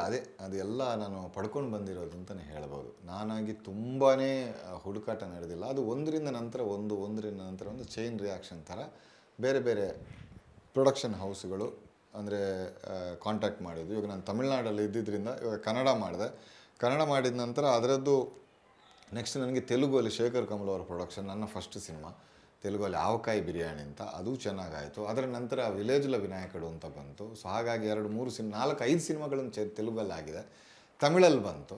ಮತ್ತು ತುಳುವಲ್ಲಿ ನನ್ನ ಮಾತೃಭಾಷೆ ತುಳುವಲ್ಲಿ ಬಂತು. ತುಳುವಲ್ಲಿ ಒಬ್ಬರು ದೇವಪೂಂಜ ಅಂತ ಹೇಳಿ ಒಂದು ಫಸ್ಟ್ ಸಿನಿಮಾ, ಅದೊಂದು ಐತಿಹಾಸಿಕ ಸಿನಿಮಾ, ಅದರಲ್ಲಿ ಬಂತು. ಹಾಗೆ ಒಂದಕ್ಕೊಂದು ಮೇ ಬಿ ಆ ಇಂಡಸ್ಟ್ರಿಯಲ್ಲಿರೋರು ನನ್ನ ವರ್ಕನ್ನು ಗುರುತಿಸ್ಬಿಟ್ಟು, ಹಾಗಾಗಿ ಇವರಲ್ಲಿ ಏನೋ ಒಂದು ವಿಶೇಷತೆ ಇದೆ ಅಂತ ಹೇಳಿ ಕಾಂಟ್ಯಾಕ್ಟ್ ಮಾಡಿರ್ಬೋದು. But that's all my luck ಅಂತ ಹೇಳ್ಬೋದು ಅಷ್ಟೇ. ಸರ್, ಇನ್ನೊಂದು ಮಾತು ಹೇಳಲೇಬೇಕು. ಈಗ ನೀವು ಸಾಕಷ್ಟು ಸ್ಟಾರ್ ನಟರುಗಳಿಗೆ ಸಂಗೀತ ನಿರ್ದೇಶನ ಮಾಡಿದ್ದೀರಾ, ಇನ್ನೊಂದು ಕಡೆ ಹೊಸ ಪ್ರತಿಭೆಗಳಿಗೆ ಕೂಡ ಸಂಗೀತ ನಿರ್ದೇಶನ ಮಾಡಿಕೊಂಡು ಬರ್ತೀರಾ. ಎರಡಕ್ಕಿರುವಂಥ ವ್ಯತ್ಯಾಸ ಆಗಿರ್ಬೋದು ಅಥವಾ ಒತ್ತಡಗಳಾಗಿರ್ಬೋದು, ಯಾವ ಥರ ಇರುತ್ತೆ ಅಂತ? ಒತ್ತಡಗಳು ಯಾವತ್ತೂ ಜೀವನದಲ್ಲಿ ಇರುತ್ತೆ. ಬಟ್ ನಾನೇನೆಂದರೆ, ತುಂಬ ಜನ ಬರ್ತಾರೆ ನನ್ನ ಹತ್ರ ಕೇಳ್ಕೊಂಡು, ಏನಂದರೆ ಈ ಸಿನಿಮಾ ನೀವು ಮಾಡಿ ಸರ್, ನಿಮಗೆ ಲೈಫಲ್ಲಿ ಚೇಂಜ್ ಆಗುತ್ತೆ, ನಿಮಗೆ ಒಳ್ಳೆಯದಾಗತ್ತೆ, ನಿಮ್ಗೆ ಬೇರೆ ಥರ ಬ್ರೇಕ್ ಸಿಗತ್ತೆ ಅಂತ. ಅಂಥವ್ರ ಜೊತೆ ನಾನು ವರ್ಕ್ ಮಾಡಲ್ಲ. ಯಾಕೆಂದರೆ ನನಗೆ ಲೈಫಲ್ಲಿ ಬ್ರೇಕ್ ಬೇಕು ಅಥವಾ ಅದು ಬೇಕು ಅನ್ನೋದು ನನಗೆ already, I am very well to do, God's grace ಎಲ್ಲ ಇದೆ. ನಾನು ಯಾವತ್ತು ಯಾವ ಪ್ರಾಜೆಕ್ಟ್ಗಳು ನನ್ನನ್ನು ಗುರುತಿಸ್ಕೊಳ್ಳೋಕ್ಕೆ ಇಷ್ಟಪಡ್ತೀನಿ ಅಂದರೆ, ನನ್ನ ಇರುವಿಕೆಯಿಂದ, ನನ್ನ ಇನ್ಕ್ಲೂಷನಿಂದ ಈ ಪ್ರಾಜೆಕ್ಟಿಗೆ ಯಾವ ಥರ ನನ್ನ ಕೊಡುಗೆ ನೀಡಬಹುದು, ಅದು ಪ್ಲಸ್ ಆಗಬೇಕು. ತುಂಬ ಇದರಲ್ಲಾಗೆ ಅಯ್ಯೋ ಮ್ಯೂಸಿಕ್ ಮೈನಸ್ ಆಯಿತು ಅದರಲ್ಲಿ ಹಾಗಲ್ಲ. ನನ್ನ ಕೊಡುಗೆ ಈ ಒಂದರಿಂದ ಒಂದು ಹನಿಗೂಡಿ ಹಳ್ಳ ಅಂತ ಹೇಳ್ತಾರೆ, ನಾನು ಒಂದು ಹಾಕುವಂಥ ಪ್ರಯತ್ನದಲ್ಲಿ ಈ ಪ್ರಾಜೆಕ್ಟಿಗೆ ಪ್ಲಸ್ ಆಗಬೇಕು. Be it a newcomer or big star ಸಿನಿಮಾಗಳಲ್ಲಿ ಸ್ಟಾರ್ಗಳೇ ಆಲ್ರೆಡಿ ಇರ್ತಾರೆ, ನಮಗೆ ಜಾಸ್ತಿ ಮಾಡಬೇಕಾಗಿದೆ ಏನಿಲ್ಲ, ಅವರೊಂದು ಇಮೇಜ್ಗಳನ್ನು ನಾವು ಮೇಂಟೈನ್ ಮಾಡಿಕೊಂಡ್ರೆ ಆಯಿತು. ನಮಗಿರೋ ಚಾಲೆಂಜ್ಗಳೆಲ್ಲಿರೋದು ನಾವು ಹೊಸಬರ ಸಿನಿಮಾದಲ್ಲಿ ಗುರುತಿಸ್ಕೊಂಡಾಗ, ಹೊಸಬರು ಬಂದಾಗ ಹೊಸ ಥಾಟ್ಸ್ಗಳ ಜೊತೆ ಬರ್ತಾರೆ, ಹೊಸ ಒಂದು ಪ್ರಯೋಗಗಳ ಜೊತೆ ಬರ್ತಾರೆ. ಹಾಗಾಗಿ ನಾವು ಒಂದು ಹೊಸತನ ಏನಾದರೂ ಮಾಡ್ಬೋದು. And I also feel Young with new comers. Sir, ಈ ಒಂದು ಸಿನಿಮಾದ ಬಗ್ಗೆ ನೀವು ಮಾತಾಡಲೇಬೇಕು. ರನ್ನ ಆಂಟನಿ ಜನಕ್ ಹಾಡು ಅಪ್ಪು ಸರ್ ಹಾಡಿದ್ದಾರೆ. ಫಸ್ಟಿಗೆ ಆ ಹಾಡನ್ನು ಹಾಡ್ಬಿಡಿ ಸರ್, ಆಮೇಲೆ ಅದರ ಹಿಂದಿನ ಕಥೆಯನ್ನು ನೋಡೋಣ. ಆ song again my dearest brother Raghushastri ಅವರ ಜೊತೆ ಒಂದು ಫಸ್ಟ್ ಸಿನಿಮಾ ವಜ್ರೇಶ್ವರಿ ಕಂಬೈನ್ಸಲ್ಲಿ ಸಿಕ್ಕಿದ್ದು. As a brother I felt very happy. And ಅದಕ್ಕೆ ಸಾಂಗ್ ತುಂಬಾ ಕಂಪೋಸ್ ಮಾಡಿದ್ವಿ. ಆಮೇಲೆ ಇದು ಜನಕ್ ಅಂತ ಬಂತು. ಆ ಸಾಂಗ್ ಅಪ್ಪು ಸರ್ ಕೇಳಿಬಿಟ್ಟು ತುಂಬ ಖುಷಿಪಟ್ಟರು. ಅಂದರೆ ಅಪ್ಪು ಸರ್ ನನಗೆ ಅದನ್ನು ಕಂಪೋಸ್ ಮಾಡೋಕ್ಕೆ ಮುಂಚೆನೇ ಬಂದು ಹೇಳಿದ್ದು, ಪರ್ಸನಲ್ ಆಗಿ ಮನೆಯಲ್ಲಿ ಹೇಳಿದ್ದೇನೆಂದರೆ, ಕದ್ರಿ ಸರ್ ಇದು ನೀವು ಇದನ್ನು ಈ ಥರ ಸಿನಿಮಾ ಆ ಥರ ಸಿನಿಮಾ, ಇಷ್ಟು ಪ್ರೆಷರು ಅಷ್ಟು pressure, this is the formula, ಅದೆಲ್ಲ ಬೇಡ. We want to do new types of new age film ಮಾಡ್ತಾಯಿದ್ದೀವಿ. ವಿನು ಕೂಡ ಅದೇ ಥರ ಇದು ಮಾಡ್ತಾಯಿದ್ವಿ. ನಿಮಗೆ ಏನೆಲ್ಲ ಎಕ್ಸ್ಪೆರಿಮೆಂಟ್ ಮಾಡಬೇಕು ಈ ಸಿನಿಮಾದಲ್ಲಿ ಮಾಡಿಬಿಡಿ. There is no restriction, nobody will tell you. ಪೃಥ್ವಿಯಲ್ಲೂ ಏನೂ ಹೇಳಿರಲಿಲ್ಲ. ಯಾಕಂದರೆ ಟೆಕ್ನಿಷಿಯನ್ಸ್ಗಳಿಗೆ ಅಷ್ಟೇ ಮರ್ಯಾದೆ ಕೊಡ್ತಾರೆ, ಅಷ್ಟೇ ಫ್ರೀಡಮ್ ಕೊಡ್ತಾರೆ. ಇದರಲ್ಲಿ ಅಷ್ಟೇ ಅವ್ರು ಪರ್ಸನಲಾಗಿ ಕರೆದು ನಾವು ತಿಂಡಿ ತಿಂತ ಮತ್ತು ಕಾಫಿ ಕುಡಿತಾ ಅವರು ಹೇಳಿದ್ರು, ನಿಮಗೆ ಏನು ಮಾಡಬೇಕು ಮಾಡಿ, 100% ಅಪ್ರೂವಲ್ ಇದೆ, ನಿಮಗೆ ಏನು ಬೇಕಾದರೂ ಮಾಡಿ ಅಂತ. ಹಾಗಾಗಿ ಏನೋ ಡಿಫ್ರೆಂಟಾಗಿ ಮಾಡಿದ್ದು. ಅದನ್ನು ಮತ್ತೆ ನನಗೆ ಗೊತ್ತಾಯಿತು, ಅಪ್ಪು ಸರೇ ತುಂಬ ಇಷ್ಟಪಟ್ಟು ನಾನೇ ಹಾಡ್ತೀನಿ ಅಂತ ಅವರೇ ಕೇಳಿ ಹಾಡಿದಂಥ ಸಾಂಗ್ ಅದು. ತುಂಬ ಚೆನ್ನಾಗಿ ಹಾಡಿದ್ರು ಅದು. ಮಾತಿನಲೇ ಮೌನದಲೋ ಹೇಗೆ ತಿಳಿಸಲಿ ಚೆಲುವೆ ಜೊತೆಯಲಿ ಇರುವಾಗ ಗಲಿ ಬಿಲಿ ಇವಳದು ಹೊಸ ತರದ ತರಲೇ. ಝನಕ್ ಝನಕ್ ಮನ್ ಡೋಲೆ ಝನಕ್ ಝನಕ್ ಮನ್ ಡೋಲೆ ಝನಕ್ ಝನಕ್ ಮನ್ ಡೋಲೆ ಝನಕ್ ಝನಕ್ ಮನ್ ಡೋಲೆ. ಈ ಥರ ನಾಗೇಂದ್ರ ಪ್ರಸಾದ್ ಸರ್ ಬರೆದಿದ್ದು. ಅವ್ರ ಜೊತೆನೂ ಈ ಸಾಂಗಿಗೆ ತುಂಬಾ ಡಿಸ್ಕಷನ್ ಮಾಡಿದ್ವಿ. We wanted to change that ಜನಕ್ ಜನಕ್ ಮನ್ ಡೋಲೆ. ಬಟ್ ನಂತರ ಇದು ಮಾಡಿಬಿಟ್ಟು ಅವರೇ ಸೂಪರ್ವಾಗಿದೆ, ಇದೆ ಇಟ್ಕೊಳ್ಳೋಣ ಅಂತೇಳಿ ಹಾಗೆ. ಸೊ ಇದೆಲ್ಲದರ ಮಧ್ಯೆ ಸರ್ ಒಂದು ಸಿನಿಮಾದ ಈ ಹಾಡು ಹಿಟ್ ಆಗುತ್ತೆ, ನಡುವೆ ಅಂತರವಿರಲಿ. ಬಟ್ ಸಿನಿಮಾದ ಮ್ಯೂಸಿಕ್ ಡೈರೆಕ್ಷನ್ ಮಾಡಿದ್ದು ನೀವಲ್ಲ ಅನ್ನುವಂಥದ್ದು, ಅಂದರೆ ನೀವಂತೂ ಯಾರಿಗೂ ಗೊತ್ತಿರಲ್ಲ. ಬಟ್ ಹಾಡು ಕಾಲರ್ ಟ್ಯೂನಲ್ಲಿ ಬರುತ್ತೆ, ಸೋಷಿಯಲ್ ಮೀಡಿಯಾದಲ್ಲಿ ವೈರಲ್ ಆಗುತ್ತೆ, ರೇಡಿಯೋ ಸಿಟಿಗಳಲ್ಲಿ ಬರುತ್ತೆ. ಪ್ರತಿಯೊಂದರಲ್ಲೂ ಈ ಹಾಡು, ಅಂದರೆ ಆ ಹಾಡಿನ ಮೂಲಕವೇ ಆ ಚಿತ್ರದ ಹೆಸರು ಗೊತ್ತಾಗ್ತಾ ಹೋಗುತ್ತೆ. ಸೊ ಹಾಡು ಫಸ್ಟ್ ನುಡಿಸಿ ಸರ್, ಆಮೇಲೆ ಅದ್ರ ಬಗ್ಗೆ ಮಾತಾಡೋಣ. ಅದ್ರ ಬಗ್ಗೆ ತುಂಬ ಒಳ್ಳೆ ಕಥೆಗಳಿದೆ.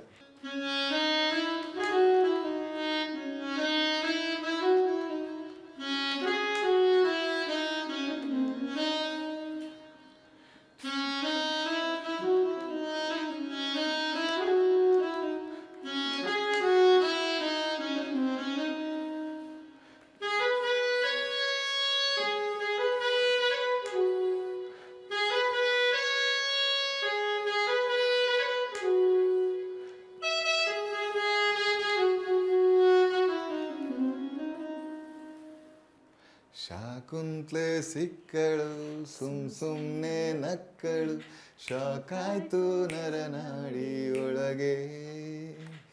ಈ ಸಾಂಗ್ ತುಂಬಾನೇ ಹಿಟ್ ಆಯ್ತು, ತುಂಬಾ ಹಿಟ್ ಆಯ್ತು, ಮನೆ ಮಾತಾಗಿತ್ತು. ಆ ಸಾಂಗ್ ಇಂದನೇ ತುಂಬಾ ಜನ ಸಿನಿಮಾ ನೋಡಕ್ ಕೂಡ ಹೋದ್ರು. ಸೊ ಅದ್ರ ಹಿಂದೆ ಒಂದು ಇಂಟ್ರೆಸ್ಟಿಂಗ್ ಕತೆ ಇದೆ ಅಂತ ನೀವು ಹೇಳಿದೀರಾ. ಕತೆ ಅಂದ್ರೆ the thing is again, song ಮಾಡಿದ್ವಿ, ಸಾಂಗ್ ಹಿಟ್ ಆಯ್ತು, ಸಂಜೀತ್ ಹೆಗ್ಡೆ ಹಾಡಿದ್ರು. ಒಂದಿನ ನಾನು ಯಾವುದೋ ಒಂದು ಮಜಾ ಟಾಕೀಸ್ ಶೂಟಿಂಗಿಗೆ ಕ್ಯಾಬಲ್ಲಿ ಹೋಗ್ತಾ ಇದ್ದೆ. ಇಲ್ಲೇ ಹೋದಾಗ ಫೋನಲ್ಲಿ ಮಾತಾಡ್ತಾ ಇದ್ದೆ. ಕ್ಯಾಬ್ ಡ್ರೈವರ್ ತುಂಬ ಸೀರಿಯಸ್ ಆಗಿ ಗಾಡಿ ಓಡಿಸ್ತಾ ಇದ್ದಾನೆ. ನೋಡಿದ್ರೆ ರೇಡಿಯೋದಲ್ಲಿ ಇದೇ ಸಾಂಗ್ ಬರ್ತಾ ಇದೆ. ಫೋನ್ ಇಟ್ಟೆ, ಫೋನ್ ಇಟ್ಟರೆ ಹಿಂಗೆ ಡ್ರೈವ್ ಮಾಡ್ತಾ ಇದ್ದಾನೆ. ಏನು ಸಾರ್ ಸಿನಿಮಾನಾ ಅಂದ. ಹಾಂ ಹೌದಪ್ಪ ಸಿನಿಮಾ ಅಂದ. ಅದೇ ಏನು ಮಾಡ್ತಾಯಿದ್ದೀರಾ, ಆ್ಯಕ್ಟಿಂಗಾ ಇಲ್ಲ ಏನು ಅಂದ. ಏನಿಲ್ಲಪ್ಪ ಮ್ಯೂಸಿಕ್ ಮಾಡ್ತಾಯಿದ್ದೀನಿ. ಹೌದಾ, ಯಾವ ಸಿನಿಮಾ ಎಲ್ಲ ಮಾಡಿದ್ದೀರಾ? ಇಲ್ಲ ಈ ಸಿನಿಮಾ ಇದು ಸಾಂಗ್ ಬರ್ತಾ ಇದೆಯಲ್ಲ ಅದು ನಂದೇ ಅಂತ.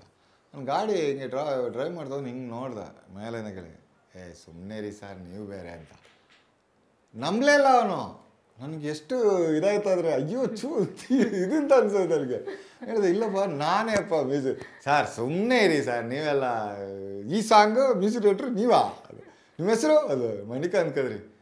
ಬಿಡಿ ಸರ್ ನೀವಾದರೆ ನೀವು ನಮ್ಮ ಕ್ಯಾಬಲ್ಲೆಲ್ಲ ಯಾಕೆ ಸರ್ ಬರ್ತೀರ ನೀವು? ನಾನು ಏನೋ ಕಾರಣಕ್ಕೆ ಕ್ಯಾಬಲ್ಲಿ ಬರ್ತಾ ಇದ್ದೀನಿ, ಬಟ್ ನಾನೇ ಮ್ಯೂಸಿಕ್ ಡೈರೆಕ್ಟರ್ ಅಂತ ಯಾಕೆ ನಂಬಲ್ಲ? ಇಲ್ಲ ಸರ್ ನಿಮ್ಮನ್ನು ಕಂಡ್ರೆ ಹಂಗಿಲ್ಲ ಸರ್, ನೀವೆಲ್ಲ ಮ್ಯೂಸಿಕ್ ಡೈರೆಕ್ಟರ್ ಆಗಿ ಚಾನ್ಸೇ ಇಲ್ಲ ಹಿಂಗೆಲ್ಲ. ಏನಿಲ್ಲ ಪರವಾಗಿಲ್ಲಪ್ಪ ಆಯ್ತು ಬಿಡಪ್ಪ ಅಂತ ಹೇಳಿದೆ ಅಷ್ಟೇ. ಸೊ ಇದು ತುಂಬ ಹೈಲೈಟ್ ಕೂಡ ಆಯಿತು ಈ ಹಾಡು. ತುಂಬ ಜನ ಈ ಸಾಂಗನ್ನು ನೆಚ್ಕೊಂಡು ಕೂಡ ಇದ್ರು. ಸರ್ ಒಂದು ನೀವು ಆಗದಿಂದ ಸ್ಯಾಕ್ಸೋಫೋನ್ ನುಡಿಸ್ತಾ ಇದ್ದೀರಾ, ನಿಮ್ಮ ತಂದೆ ಇವತ್ತಿಲ್ಲ, ಬಟ್ ಆ ಸ್ಯಾಕ್ಸೋಫೋನ್ ಎಲ್ಲಿದೆ ಸರ್? ಅದು ಮಂಗಳೂರಲ್ಲಿದೆ, ಪ್ರಿಸರ್ವ್ಡ್ ವೆರಿ ವೆಲ್. ಯಾವತ್ತಾದರೂ ನಾನು ಮಂಗಳೂರಿಗೆ ಹೋದಾಗ ಅದನ್ನು ನುಡಿಸ್ತೀನಿ ನಾನು. ಅಂದರೆ ಯಾವತ್ತಾದ್ರೂ ಅನ್ನಲ್ಲ, ಎವ್ರಿ ಟೈಮ್ ಐ ಗೋ ಹೋಗ್ತಾನೆ ಇರ್ತೀನಿ. It's very well preserved. ಯಾಕಂದರೆ ಅದೊಂದು ನಮಗೆ ಒಂದು ಬೆಲೆ ಕಟ್ಟಲಾರದ ಒಂದು ಸೊತ್ತು ಅಂತಲೇ ಹೇಳ್ಬೋದು. That's a biggest possession we have. ಅವರು ಯೂಸ್ ಮಾಡಿರುವಂಥ ಆಲ್ಮೋಸ್ಟ್ ಎಲ್ಲ ವಸ್ತುಗಳನ್ನು ಹಾಗೆ ಇದೆ. ಆ್ಯಂಡ್ ಅವ್ರ ಹತ್ರ ಒಂದಲ್ಲ ಹಲವಾರು ಸ್ಯಾಕ್ಸೋಫೋನ್ಗಳಿತ್ತು. ಬಟ್ ಲಾಸ್ಟಿಗೆ ಅವರು ಸ್ಯಾಕ್ಸೋಫೋನನ್ನು ಅವ್ರ ಜೀವಕ್ಕಿಂತ ಜಾಸ್ತಿಯಾಗಿ ಪ್ರೀತಿ ಮಾಡ್ತಾಯಿದ್ರು. ಅದಕ್ಕೆ ಅಲಂಕಾರಗಳನ್ನು ಮಾಡೋದಾಗಲಿ ಅಥವಾ ಅದನ್ನು how he use to take care. So ಹಾಗಾಗೆಲ್ಲ ಅದು ತುಂಬ ಇದರಲ್ಲಿ ಮಂಗಳೂರಲ್ಲೇ ಇದೆ. ಸರ್ ಇನ್ನೊಂದು ಎಷ್ಟು ಪಾಸಿಟಿವ್ ಇದೆಯೋ ಒಬ್ಬ ಮ್ಯೂಸಿಕ್ ಡೈರೆಕ್ಟರ್ ಬಗ್ಗೆ ಅಷ್ಟೇ ನೆಗೆಟಿವ್ಗಳು ಕೂಡ ಇರುತ್ತೆ. ಯಾಕಂದರೆ ಕೆಲವೊಂದು ಸಿನಿಮಾಗಳ ಸಾಂಗ್ಗಳನ್ನು ಯಾವುದೋ ಒಂದು ಬೇರೆ ಭಾಷೆ ಆಗಿರ್ಬೋದು, ಹಾಲಿವುಡ್ ಆಗಿರ್ಬೋದು, ಟಾಲಿವುಡ್ ಆಗಿರ್ಬೋದು ಅಥವಾ ಬಾಲಿವುಡ್ ಈ ಮ್ಯೂಸಿಕ್ಗೆ ಯಾವುದೋ ಒಂದು ಚಿತ್ರದ ಈ ಒಂದು ಬಿಟ್ಸನ್ನು ಕದ್ದು ತಂದು ಮ್ಯೂಸಿಕ್ ಕಂಪೋಸ್ ಕೂಡ ಮಾಡ್ತಾರೆ. ಅಂಥದ್ದು ನೀವು ಹಿಂದೆ ಕೂಡ ಗಮನಿಸಿರ್ತೀರ. ಇದು ಯಾಕಾಗುತ್ತೆ, ಇದು ಯಾಕೆ ಈ ಥರ ಮಾಡ್ತಾರೆ ಅನ್ನುವಂಥದ್ದು, ಅದೊಂದು ಕನ್ನಡ ಚಿತ್ರರಂಗಕ್ಕೆ ಬ್ಲ್ಯಾಕ್ ಡಾಟ್ಸ್ ಅಲ್ವಾ ಹೇಗೆ ಅಂತ?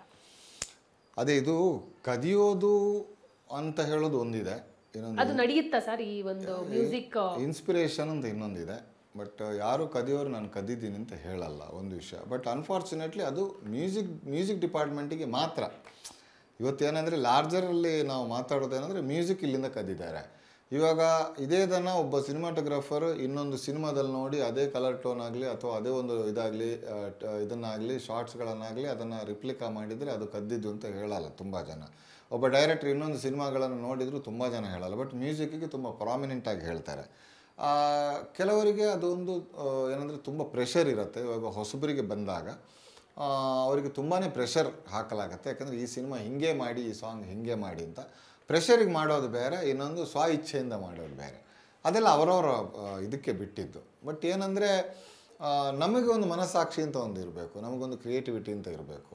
If you are a real creator, ನೀವು ಅದನ್ನು ತಿಳ್ಕೊಂಡು ಅದನ್ನು ಆ ಪ್ರಯತ್ನ ಮಾಡಲ್ಲ. ಏನಾದರೂ ನೀವು ಅದನ್ನು ಚೇಂಜ್ ಮಾಡ್ಬೋದು. ಬಟ್ ಇನ್ನೊಂದು ವಿಷಯ ಏನಂದರೆ ಯಾರು ಇಲ್ಲಿ ಬ್ರಹ್ಮರಲ್ಲ. ನಾನು ಇವತ್ತು ಕಂಪೋಸ್ ಮಾಡಿದ್ದೀನಿ ಅನ್ನೋದು ಹೇಳೋದನ್ನು ಅದು ಯಾವತ್ತೂ ಯಾರೋ ಮಾಡಿ ಆಲ್ರೆಡಿ ಹೋಗಿ. ಸರ್, ನಾನೊಂದು ಪ್ರಶ್ನೆ ಕೇಳ್ತೀನಿ. ನಿಮ್ಮ ಲೈಫ್ ಇಷ್ಟು ವರ್ಷದ ಲೈಫ್ ಟೈಮಲ್ಲಿ ಯಾವುದಾದ್ರೂ ಮ್ಯೂಸಿಕ್ಕನ್ನು ನೀವು ಬಳಸಿದ್ದು, ಬೇರೆಯವರ ಮ್ಯೂಸಿಕ್ಕನ್ನು ನೀವು ಬಳಸಿರ್ಬೋದು ಅಥವಾ ಬೇರೆ ರಂಗದಲ್ಲಿ ಯೂಸ್ ಮಾಡಿದಂಥ ಮ್ಯೂಸಿಕ್ಕನ್ನು ನೀವು ಕಂಪೋಸ್ ಮಾಡುವ ಸಂದರ್ಭದಲ್ಲಿ ಬಳಸಿದ್ದೀರಾ ಅಂತ? ಇಲ್ಲ, ನನಗೆ ಗೊತ್ತಿರೋ ಪ್ರಕಾರ ನನ್ನ ಆತ್ಮಸಾಕ್ಷಿಗೆ ನಾನು ಆ ಥರ ಮಾಡಿಲ್ಲ. ಬಟ್ ಅದೇ ನಾನು ಏನು ಹೇಳಕ್ಕೆ ಬಂದಂದರೆ ನಾನು ಬ್ರಹ್ಮ ಅಲ್ಲ. ಇವಾಗ ಎಲ್ಲೋ ಒಂದು ಕಡೆ ನಾನು ಕೇಳಿದ್ದನ್ನು ಒಂದು 2 ವರ್ಷ ಚೇಂಜ್ ಆಗಿ ಆದಮೇಲೆ ನನಗೆ ಅದು ಬರ್ಬೋದು. ಇವಾಗ ನನಗೆ ಮೆಕ್ಸಿಕನ್ ಮ್ಯೂಸಿಕ್ ಹೆಂಗಿದೆ ಅಂತ ನಾನು ಮೆಕ್ಸಿಕನ್ ಮ್ಯೂಸಿಕ್ ಕೇಳಲೇಬೇಕು. ಐರಿಷ್ ಮ್ಯೂಸಿಕ್ ಹೆಂಗಿದೆ ಅಥವಾ ನಾರ್ತ್ ಕರ್ನಾಟಕದಲ್ಲಿ ರಾಜಸ್ಥಾನಿ ಮ್ಯೂಸಿಕ್ ಹೆಂಗಿದೆ ಅಂತ ನಾನು ಕೇಳಿದ್ರೆ ನನಗೆ ಗೊತ್ತಿರೋದು. ಅದು ಎಲ್ಲೋ ಕೇಳಿ ಎಲ್ಲೋ ಇನ್ಸ್ಪೈರ್ ಆಗಿ ಎಲ್ಲೋ ಒಂದು 2 ವರ್ಷಗಳ ನಂತರ ಅಥವಾ ಒಂದು ಇದರಲ್ಲಿ ಬಂದಿರಬಹುದು. ಹಾಗಂತ ಸಾಮ್ಯತೆ ಇಲ್ಲ ಅಂತ ಹೇಳಲ್ಲ.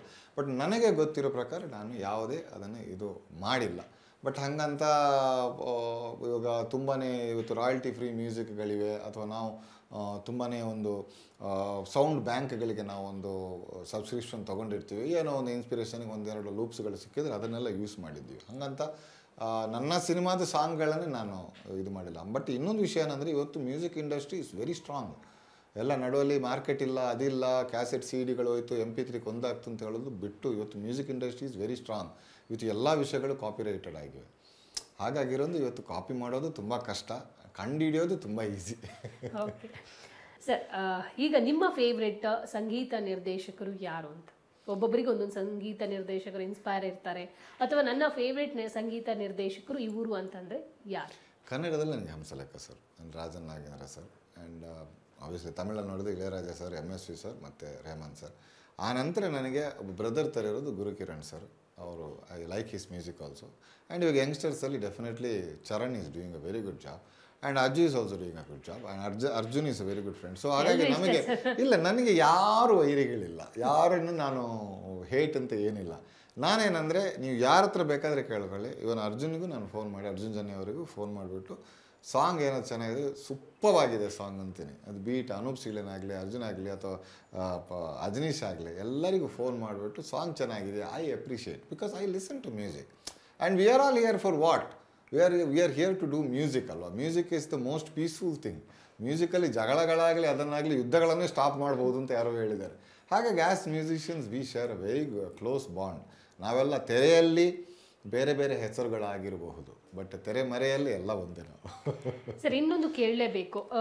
ಎಲ್ಲೋ ಒಂದು ಸ್ಟ್ರೆಸ್ಸು, ಈಗಿನ ನಮ್ಮ ಜನ್ರೇಷನಲ್ಲಿ ಸ್ಟ್ರೆಸ್ಗಳು ಜಾಸ್ತಿ ಇರುತ್ತೆ, ಓಡಾಟಗಳು ಜಾಸ್ತಿ ಇರುತ್ತೆ, ಟೆನ್ಷನ್ಸ್ಗಳು ಜಾಸ್ತಿ ಇರುತ್ತೆ. ಬಟ್ ಇದೆಲ್ಲವನ್ನು ಮೀರಿ ನಿಮಗೆ ಇಂಥದ್ದಿರುತ್ತೆ ಸ್ಟ್ರೆಸ್ಗಳು, ಆ ಸಿನಿಮಾ ಈ ಥರ ಮ್ಯೂಸಿಕ್ ಕಂಪೋಸ್ ಮಾಡಬೇಕು, ಇಂಥದ್ದು ಪ್ರೆಷರ್ಸ್ ಇರುತ್ತೆ. ಮ್ಯೂಸಿಕ್ ಅಂತ ಬಂದಾಗ ಎಷ್ಟು ರಿಲ್ಯಾಕ್ಸ್ ಮಾಡುತ್ತೆ ನಿಮ್ಮನ್ನು ನೀವು ಅಂತ ಹೇಳಿ? ತುಂಬ ರಿಲ್ಯಾಕ್ಸ್ ಮಾಡುತ್ತೆ ನನಗೆ. ಬಟ್ ಒನ್ಸ್ ನನಗೆ ಅನಿಸಿತ್ತು ಮ್ಯೂಸಿಕ್ ಅನ್ನೋದು ಸ್ಟ್ರೆಸ್ ಬಸ್ಟರ್ ಆಗಿರಬೇಕು. ಬಟ್ ಒಂದು ಪರ್ಟಿಕ್ಯುಲರ್ ಘಟ್ಟದಲ್ಲಿ ನನ್ನ ಲೈಫಲ್ಲಿ ಮ್ಯೂಸಿಕ್ ಅನ್ನೋದು ತುಂಬ ಸ್ಟ್ರೆಸ್ಫುಲ್ ಆಗೋಯ್ತು ನನಗೆ. ಸೊ ಆವಾಗ I just took a break. ಅದೊಂದು ನಾನು ಒಪ್ಕೋತೀನಿ. ಒಂದು 4ರಿಂದ 5 ತಿಂಗಳು ಐ ಟುಕ್ ಅ ಬ್ರೇಕ್. ಯಾಕಂದರೆ ಮ್ಯೂಸಿಕ್ ಅನ್ನೋದು ನಮಗೆ ಅದನ್ನು ಅನುಭವಿಸಬೇಕು. ಪ್ರಾಸೆಸ್ ಆಫ್ ಮೇಕಿಂಗ್ ಮ್ಯೂಸಿಕನ್ನು ನಾವು ಅನುಭವಿಸಬೇಕು. ಅದು ಬಿಟ್ಟು ಅದು ಒತ್ತಡ, ಸ್ಟ್ರೆಸ್ ಅಂತ ಆಗಬಾರ್ದು. ಸೊ ಡೆಫಿನೆಟ್ಲಿ ನಾನು I have gone through it. But ನಾವು ಐ ಆಮ್ ಲೈಕ್ ವೆರಿ, ನಾನು ಯಾವುದಕ್ಕೂ ಟೆನ್ಷನ್ ಆಗಲ್ಲ, I am out of it. So ನೀಟಾಗಿ ಮ್ಯೂಸಿಕ್ ಆದರೆ ಬನ್ನಿ ಸರ್, ಕೂತ್ಕೊಳ್ಳಿ, ಮಾತಾಡೋಣ, ಕಾಫಿ ಕುಡಿಯೋಣ, ಮ್ಯೂಸಿಕ್ ಮಾಡೋಣ. ಬಟ್ ವಿಸ್ತಾರ ನ್ಯೂಸ್ ಕಡೆಯಿಂದ ಒಂದು ನಮ್ಮ ಸಣ್ಣದೊಂದು ಪ್ರಯತ್ನ ಇವತ್ತು. ಒಬ್ಬರು ನಿಮ್ಮ ಫೇವ್ರೆಟ್ ಸಾಹಿತಿ ಹೌದಾ ಒಂದು 4 ಲೈನು ಬರೆದಿದ್ದಾರೆ. ಅದಕ್ಕೆ ನೀವು ಈ ಕ್ಷಣಕ್ಕೆ ಒಂದು ಮ್ಯೂಸಿಕ್ ಕಂಪೋಸ್ ಮಾಡಬೇಕು. ಮಾಡ್ತೀರಾ ಸರ್? ಓಹೋ ಹೋ ಹೋ, ಈ ಥರ ಎಲ್ಲ ಪ್ಲ್ಯಾನ್ ಇದೆಯಾ ನಿಮ್ಮದು? ಓಕೆ, ನೋಡೋಣ. ಯಾರು ಆ ಸಾಹಿತ್ಯ, ಯಾರು ಹೇಳಿ? ಯಾರು ಅಂತ ಗೆಸ್ಟ್ ಮಾಡಿ ಸರ್. ಅವರ ಸಾಹಿತ್ಯಕ್ಕೆ ನೀವು ಮ್ಯೂಸಿಕ್ ಕಂಪೋಸ್ ಮಾಡಿದ್ದೀರಾ? ಪ್ರಮೋದ್ ಮರುವಂತೆ. Yes sir. ಓಹೋ ಹೋ ಹೋ ಹೋ. ಪ್ರಮೋದ್ ಮರುವಂತೆ ಅವರು ನಾನು ಇವತ್ತು ಇಂಟರ್ವ್ಯೂ ಮಾಡ್ತಾ ಇದ್ದೀನಿ ಅಂದ ತಕ್ಷಣ ಒಂದು 4 ಸಾಲು ಬರ್ಕೊಟ್ಟಿದ್ದಾರೆ, ಅವ್ರ ಹತ್ರ ಮ್ಯೂಸಿಕ್ ಕಂಪೋಸ್ ಮಾಡಿಸಿ ಅಂತಿದ್ದಾರೆ. ಸೊ ಅದಕ್ಕೋಸ್ಕರ ಒಂದು 4 ಲೈನನ್ನು ನಿಮಗೆ ಶೇರ್ ಮಾಡ್ತೀನಿ. ಅವರ ಇವರ ಗೆಲ್ಲೋರು ಯಾರು ಅವರ ಇವರ. ಓಕೆ, ಅವರ ಇವರ ಗೆಲ್ಲೋರು ಯಾರು ಅವರ ಇವರ.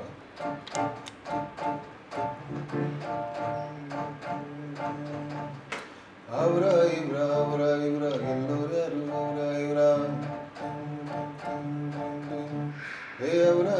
ಅವರ ಇವರ ಗೆಲ್ಲೋರು ಯಾರು ಅವರ ಇವರ. ನೋಡು ಪ್ರಚಾರ ಮಾಡ್ತಾವ್ರೆ ಎಲ್ಲರೂ, ಕೆಲಸ ಯಾರು ಮಾಡವ್ರು ಅವ್ರೆ ತಾನೇ ಗೆಲ್ಲೋರು. ಅವರ ಇವರ ಗೆಲ್ಲೋರು ಯಾರು ಅವರ ಇವರ. ನೋಡು ಪ್ರಚಾರ ಮಾಡ್ತಾವ್ರೆ ಎಲ್ಲರೂ, ಕೆಲಸ ಯಾರು ಮಾಡ್ಸಾರೋ ಅವ್ರೆ ತಾನೇ ಗೆಲ್ಲೋರು. ಅವರ ಇವರ MP ಆಗೋದವರ ಇವರ. MP ಆಗೋದವರ ಇವರ. ಓಟು ಅನ್ನೋ ರಿಮೋಟು ಯೋಚನೆ ಮಾಡಿ ಹೋಗ್ಬೇಕು, ನೋಟು ಗೀಟು ಕೊಡೋದೆ ಉಗ್ದು ಆಚೆ ಹಾಕ್ಬೇಕು. ಅವರ ಇವರ MP ಆಗೋದವರ ಇವರ. ನೈಸ್, ಚೆನ್ನಾಗಿ ಮಾಡ್ಬೋದು ಸಾಂಗ್ ಸರ್. ಇವಾಗ ಒಂದು ಸಾಹಿತ್ಯ ಸಿಕ್ಕಿದೆ ನಿಮ್ಮ ನೆಚ್ಚಿನ ಒಂದು ಸಾಹಿತ್ಯಗಾರರಿಂದ. ಸೊ ಪ್ರಮೋದ್ ಮರುವಂತೆ ಅವರು ಅಚ್ಚುಕಟ್ಟಾಗಿ ಒಂದು 6 ಲೈನ್ ಬರ್ಕೊಟ್ಟಿದ್ದಾರೆ. ಹೌದು, ಇದನ್ನ ಮಣಿಕಾಂತ್ ಕದ್ರಿ ಅವರೇ ಕಂಪೋಸ್ ಮಾಡಬೇಕು ಅಂತ ಕೂಡ ಹೇಳಿದ್ರು. ಸೊ ನೀವು ಒಂದು ಟ್ರಯಲ್ ನೋಡಿದ್ದೀರಾ? ಚೆನ್ನಾಗಿದೆ, ಲಿರಿಕ್ಸ್ ಚೆನ್ನಾಗಿ ಬರೆದಿದ್ದಾರೆ. ಅವರ ಇವರ ಗೆಲ್ಲೋರು ಯಾರು ಅವರ ಇವರ. ನೋಡು ಪ್ರಚಾರ ಮಾಡ್ತಾವ್ರೆ ಎಲ್ಲರೂ, ಕೆಲಸ ಯಾರು ಮಾಡ್ಸವರು ಅವರೇ ತಾನೇ ಗೆಲ್ಲೋರು. ಈಗಿನ ಸಿಚುವೇಶನ್ಗೆ ಕರೆಕ್ಟ್ ಸಾಹಿತ್ಯ ಅನ್ಸುತ್ತೆ. ಎಲೆಕ್ಷನ್ ಕೂಡ ಹತ್ರ ಬರ್ತಾ ಇದೆ. ಹೌದು, ಸೊ ಅನೌನ್ಸ್ ಕೂಡ ಆಗಿದೆ. ಸೊ ಆ ಒಂದು ದಿನಕ್ಕೆ ಇದು ಆಪ್ಟ್ ಆಗುತ್ತೆ ಅನ್ಕೊಂತೀನಿ. ಖಂಡಿತ ಆಗಬೇಕು. ಅವರ ಇವರ ಗೆಲ್ಲೋರು ಯಾರು ಅವರ ಇವರ. ಅವರ ಇವರ ಗೆಲ್ಲೋರು ಯಾರು ಅವರ ಇವರ. ಅವರ ಇವರ ಗೆಲ್ಲೋರು ಯಾರು ಅವರ ಇವರ.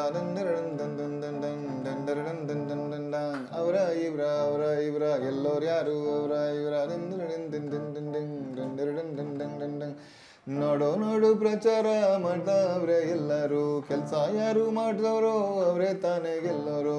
ಅವರ ಇವರ MP ಆಗೋದವರ ಇವರ. ಓಟು ಅನ್ನೋ ರಿಮೋಟು ಯೋಚನೆ ಮಾಡಿ ಹೊತ್ಬೇಕು, ನೋಟು ಗೀಟು ಕೊಡೋರ್ಗೆ ಉಗ್ದು ಆಚೆ ಹಾಕ್ಬೇಕು. ಅವರ ಇವರ PM ಆಗೋದವರ ಇವರ. ಜಲಕ್ ತೋರಿಸಿದ್ದಾರೆ. ಸೊ ಇನ್ನು ಸ್ವಲ್ಪ ದಿವಸದಲ್ಲಿ ಅದನ್ನು ವಿಸ್ತಾರ ನ್ಯೂಸ್ಗೋಸ್ಕರ ಮಾಡಿಕೊಡ್ತೀನಿ ಅಂತ ಕೂಡ ಹೇಳಿದ್ದಾರೆ. ಈ ಎಲೆಕ್ಷನಿಗೆ ಕೂಡ ಅದು ಆಪ್ಟ್ ಆಗುತ್ತೆ. ಸೊ ಯಾರ MP ಆಗಬೇಕು ಅನ್ನೋದನ್ನು ಜನ ಯೋಚಿಸ್ಬೇಕು ಅನ್ನೋದನ್ನು ಸಾಹಿತ್ಯದಲ್ಲಿ ಬರೆದಿದ್ದಾರೆ. ನೋಡೋಣ. ಸೊ ಒಳ್ಳೆ ಮೂಡಲ್ಲಿ ನಮ್ಮ ವಿಸ್ತಾರ ನ್ಯೂಸ್ಗೋಸ್ಕರ ಒಳ್ಳೆ ಸಾಹಿತ್ಯವಿರುವ ಇದನ್ನು ಪಲ್ಲವಿನ ಕೊಟ್ಟಿದ್ದೀವಿ. ನಿಮ್ಮಿಂದ ಒಂದು ಒಳ್ಳೆ ಸಂಗೀತ ನಿರ್ದೇಶನ ಈ ಹಾಡಿಗೆ ಸಿಗಲಿ. All the best sir. ಇನ್ನಷ್ಟು ಒಳ್ಳೊಳ್ಳೆ ಸಿನಿಮಾಗಳು ನಿಮಗೆ ಸಿಗಲಿ, ಒಳ್ಳೊಳ್ಳೆ ಹಾಡುಗಳು ಜನರು ಕೇಳುವಂತಾಗಲಿ, ಇನ್ನೂ ಅಷ್ಟು ಎತ್ತರದಲ್ಲಿ ನಿಮ್ಮನ್ನು ನೋಡುವಂತಾಗಲಿ sir. Thank you and all the best sir. Thank you so much. ನೋಡಿದ್ರಲ್ಲ, ಇದು ಮಣಿಕಾಂತ್ ಕದ್ರಿ ಅವರ ಒಂದು ಸಂಗೀತ ಲೋಕದಲ್ಲಿ ನಡೆಯುವಂಥ ಒಂದಿಷ್ಟು ವಿಚಾರಗಳು.